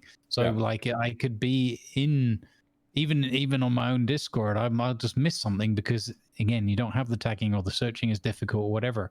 And you know, in the past, it felt like either someone would have to ping you specifically on something, or it was just lucky dip. You either got it or you didn't. You know, so I think this is a healthy, structured feature, and yeah, we might have to have a look at it more carefully. Just as you said, not so much in terms of the major activity necessarily, but just in terms of being able to even just find things that you want to keep in touch with, or that got posted. Like, oh, did you see my post about such and such the other day? No, but you can just look for it more easily, find it more easily, more consistently, and it could make using Discord more fun for me anyway. So when you say about missing something, that's a big thing for me too. Like sometimes I see a chat has moved immensely. I'm like, brain overload. I can't right now. So and then it just gets forgotten. Mm-hmm. And I'm looking at you, CC Discord for World of Warships. Because there's a lot of very eager people in there, and granted, I could probably be more active in there and to understand more and be on top of things, but sometimes it just gets too much too. It's like if it was one or two, you can, but the reality is you end up in about, you know, goodness knows how many Discords I'm in overall, and that's not meant as like some sort of humble brag or whatever. It's just like, you know, you want to be either connected to something or a product or a game or a publisher or a specific community, or just your friends started one up and you want to show support or whatever, and you end up in like, you know, dozens of them. And then, you know, and for me, like role-playing ones, it's like, oh, this is a role-playing community you should be in. Oh, you should be in that one. Or random pings at 2 a.m. Join this Discord, otherwise you're missing out. What? No. No, please, no. So it could be a good thing. I will have to have a play around with it. But anyway, I think there's probably a segue there, just about, kinda, which was, we had a final question from Lannovar about content creator expectations. So managing expectations as the creator and managing expectations with the community. Which I thought was a fun one. I don't know how much, again, we're probably a bit pushed for time now, but to do it justice. But what are your thoughts about how do you manage your own expectations for content creation, and what are your experiences with the community and the viewers when they maybe want a specific game or a specific style? I'm not talking about backseat driving and you know, dance monkey type thing. I just mean like in a broader, well-intentioned way. So very good question, by the way. I want to point that out. An important question too, and also an important question to bring up from time to time for creators and communities, because and one of the things that I can kind of draw on as an example was before I got partner. Everybody was seeing the numbers go up. Everybody was seeing the clear signs of pushing for partner, and it got more and more hyped up, and that kind of, like, my brain, both, like, it had a good reaction to it and also an adverse reaction to it, because the first and foremost was, what happens if I don't make it? Who am I letting down if I don't make it? Am I letting down myself? Am I letting down others? And will people laugh at me? And so on and so forth. So I'm my own worst enemy when it comes to any sort of expectation. So I always try to downplay everything. I would rather be surprised which is why I try not to read a lot of patch notes, a lot about upcoming games or anything. I would rather be positively surprised by something that I got blindsided by, rather than hype something up and then it's a nothing burger, you know? So nothing burger. Yeah. So in back to the example of the of building up for partner, I saw we met the numbers, and I saw we held the numbers. Like and then I kind of said, I said nothing more about it. I started just kind of go, okay, just shut up about it. Don't mention it. Don't talk about it. Just kind of tell people that we're just gonna wait a bit more. We're just gonna chill out and just enjoy what we're doing here now. But I had already applied. I told very few people that I had applied for partner. Some of them were super hyped and like, yeah, let's go. And some were like, yeah, be expectant to be rejected. I was like, oh shit. Okay, I'm glad I didn't tell the community then. But a few people knew that I had, and kind of managing that expectation by downplaying it was super important for me. Because I think if we had failed there or gotten rejected, I see it later now that, yeah, there are people that have been rejected 7, 8, 9, 10 times, and it's like, it's whatever to them. But for me, it would have been heartbreaking. So I'm really glad I downplayed that and kind of hushed it and just kind of, okay, let's just see what happens. Mostly for my own sake, to be able to kind of go, yes, we fucking made it. And I think it's important in the same way for a lot of other things too, to be able to kind of go, okay, we're gonna take things chill. If it happens, it happens. If it doesn't, then we're no worse off. You know, we're still good, and just like keep focusing on where you are at the moment with what's going on. You know, you're having fun in the game. Yeah. People are asking you about the new game coming out, then it's like, yeah, it could probably be fun, but you know, don't get too hyped about it. I'm maybe too hard on myself sometimes, but very often I'm expecting to be disappointed. Because when it happens, then I don't get, well, there's no reason for me to be sad. I don't know. That's kind of a dangerous way of living. But yeah, I don't know. You have any thoughts on that? Yeah, I totally get that as well. Funnily enough, I have a thing where psychologically, where when good stuff happens, I start reminding myself or coaching myself not to get too hyped about it. Like, enjoy it, but remember it's just a moment.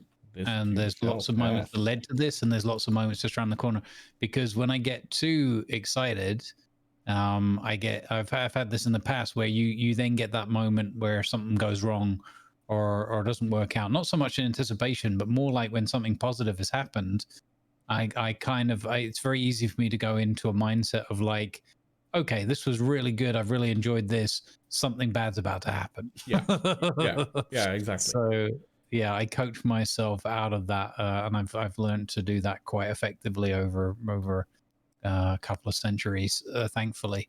That's not a good thing, though. Well, it depends. It's kind of how I, a lot of the things I do are all or nothing. I'm a very all or nothing person. So if I get way too hyped and enthusiastic about something, almost like a bipolar kind of level of thing, where it's just too much, it'll go into too much, and then maybe I'll just mess it up myself. And but yeah, in terms of the more broader or different aspect of managing expectations, I found it really interesting, and I've struggled with it for quite a long time through the streaming journey, but I'm slowly getting the hang of it. I wouldn't say I've got it under control yet, but I'm getting better at it. I really struggle with the whole what other people want from me, as opposed to not so much what I want to do, but listening and being self-aware and realizing what I'm actually enjoying doing, Yeah. and how to hone in and focus on that rather than worrying excessively about what everyone else wants. It's really good to take on board advice and opinions and ideas, and I like those conversations a lot, and I do listen and take on board a lot of it. But sometimes it's also important to just think and listen to kind of what you want to do, and what feels good and what feels like it would be fun. Atlas was a good example towards the end of the season. I know that people would have been like, "Oh, you got to keep doing that. There's only a few days left." And I was like, "Look, I'm just exhausted with Atlas. It's not. I'm not having fun, and I'm not looking forward to logging into it. I need a couple of days off." And I'm so glad that I stuck to my guns and did some other stuff. It wasn't because I wanted to completely walk away.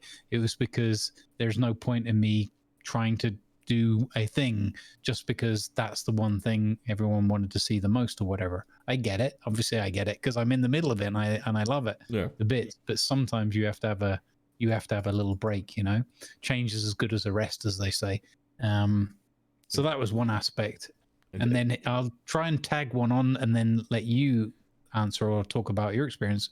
But another one is like, sometimes I've had difficulties, and it was interesting listening to Mandy the other day as well, what she was talking about on her 5-year Twitch anniversary, of how to like set boundaries, and sort of make it clear when people are having a lot of fun. But maybe I think it's definitely a thing that maybe people don't talk about so often. I think it would be healthy if we did a bit more. But sometimes, it happens that some people can be well intentioned but get a little bit carried away, or get a little bit too insistent and like, repetitive on like, I wanted this thing, do this thing, I want to see that thing, do that thing. And you can get into a little bit of a situation where, because we both have healthy communities and busy chats and a lot going on, and we get easily distracted and all the other stuff's going on,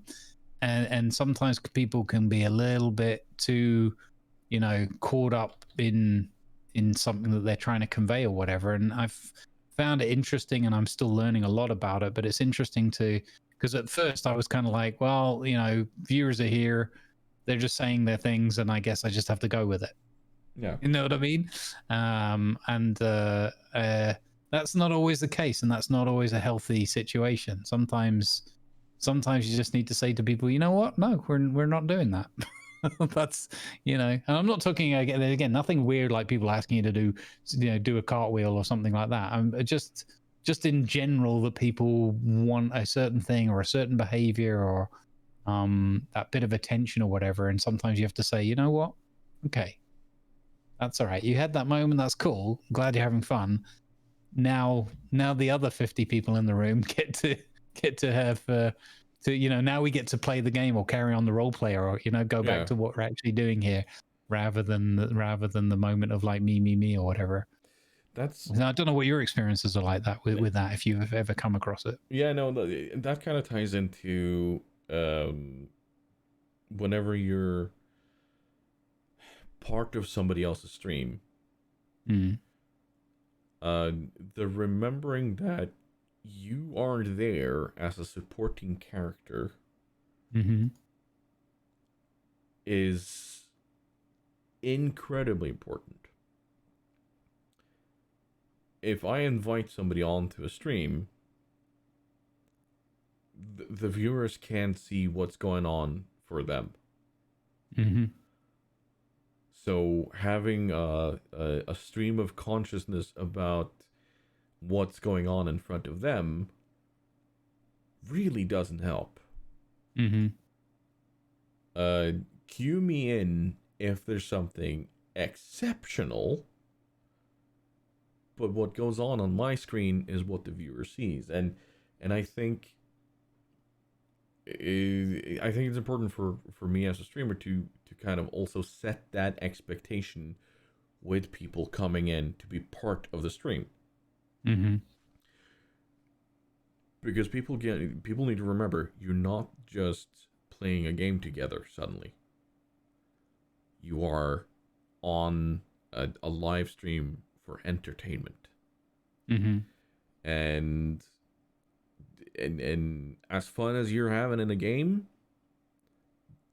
your the audience's expectation is not to hear somebody screaming and yelling about a sword hitting somebody's skull in a certain way if they can't see it. Like me picking berries and being assaulted by a lion and suddenly hearing about some mammoth trampling the trebuchet is like it makes no sense. Like there's a disconnect there, and Mm-hmm.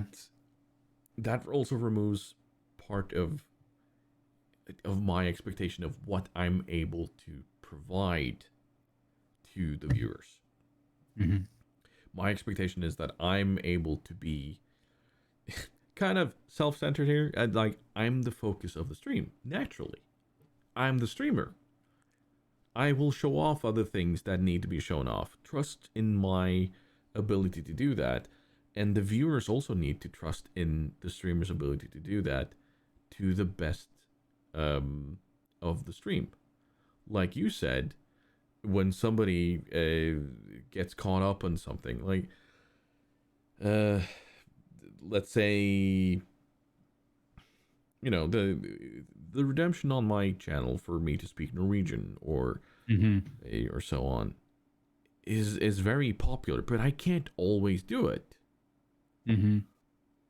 Like being in the middle of something where I need to focus and I need to be able to convey things to my team.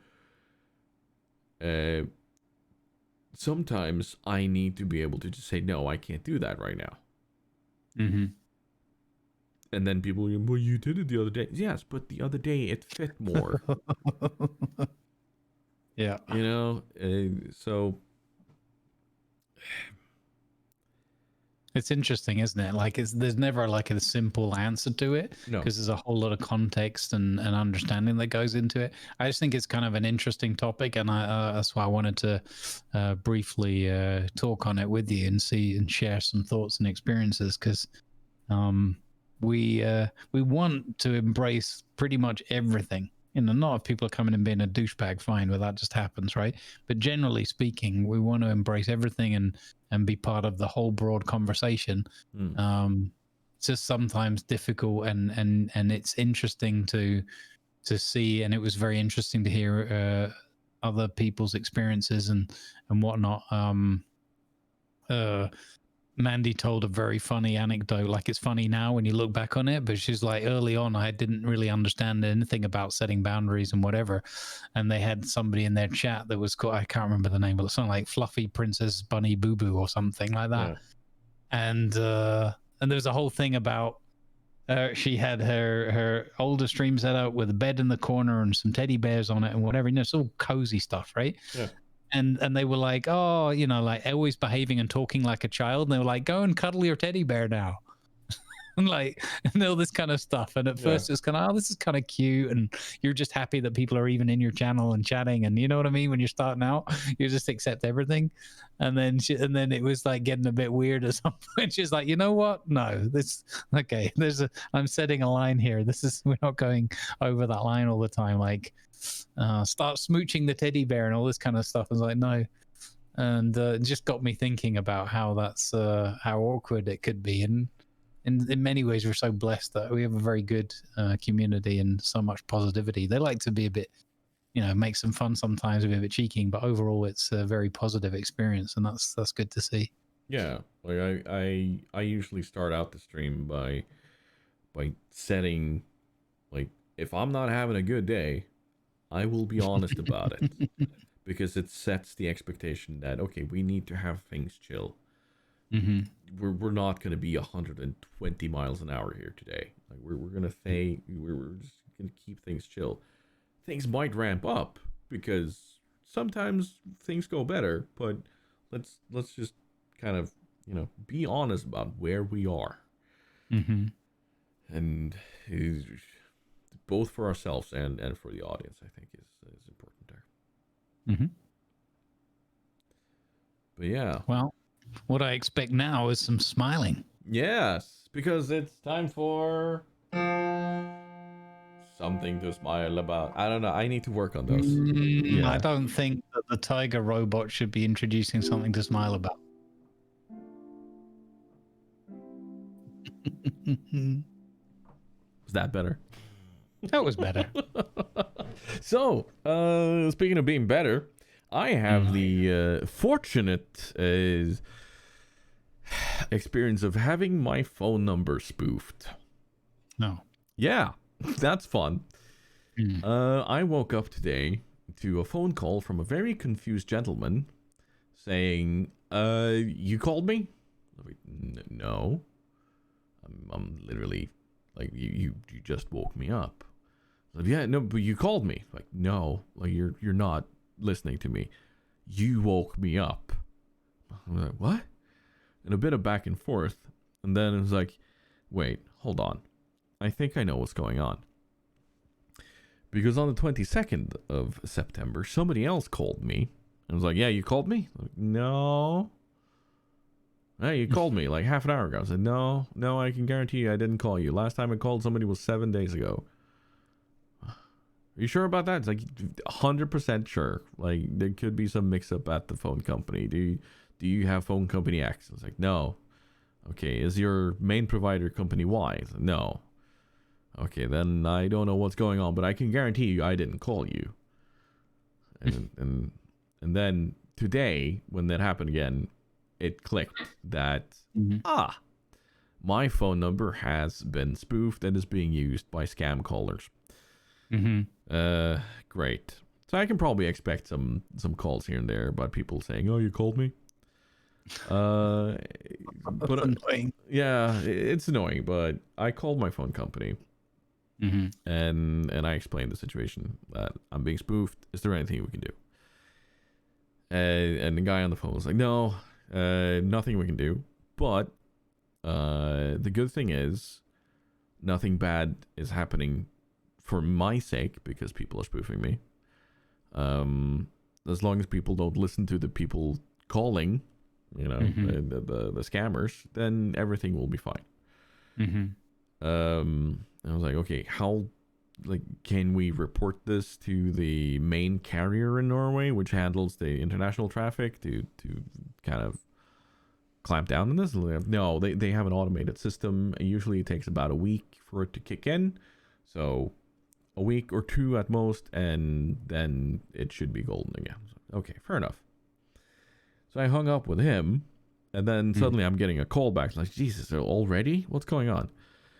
And I picked up, and there was this automated survey thing for how well did we do. I was like, yeah, you know what? Fair enough. I'll humor them. They answered properly and respectfully and very businesslike. So you know, I'll humor them. I'll give them this feedback.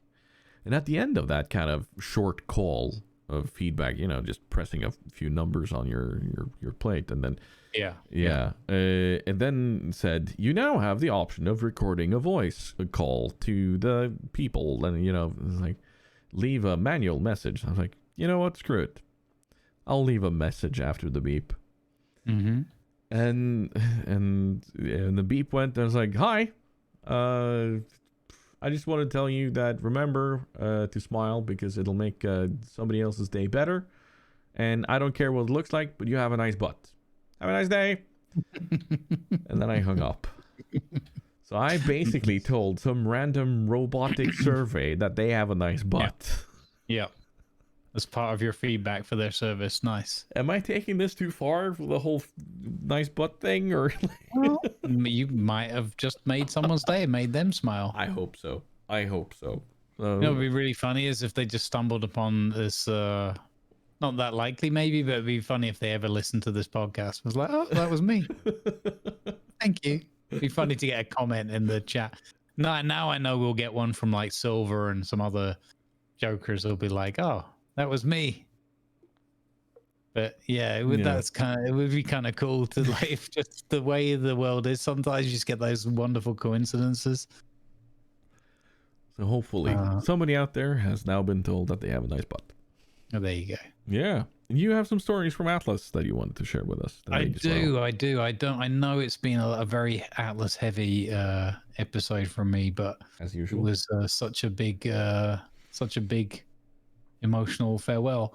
But yeah, we just had season end. You probably heard that somewhere. And I just wanted to share a couple of short little stories. One of our crew members, Gamelfarer, who on Twitch, who played Niels Eriksson, one of our master builders, and did some absolutely phenomenal work trying to make Atlas not look ugly. And he has social anxieties, doesn't do well in crowds, like even in a game context, and that totally understandable.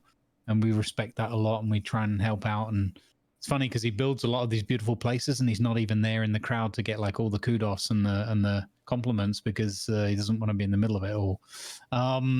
But that's not to say he can't role play very well and play his character. He still did.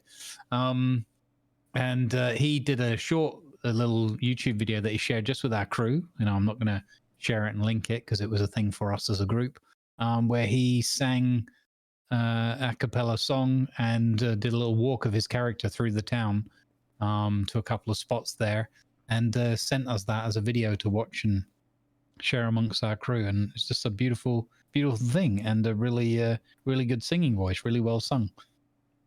And I thought I'd share that. That gave me a really nice smile. Can I just say that adds to the sort of the credibility of the importance of role playing and the importance of how Port Shiny was ran. The fact that you have this person that describes themselves with a very high social anxiety and not done something in many years, and then finding the inspiration to do that, that's big. That is very big. And I want to give kudos to all of those around him that has enabled him in doing that. Yeah, he said he hadn't sung to people for 20 years. I think it was. Give yourself a pat on the back if you're part of that group. Honestly. There you go.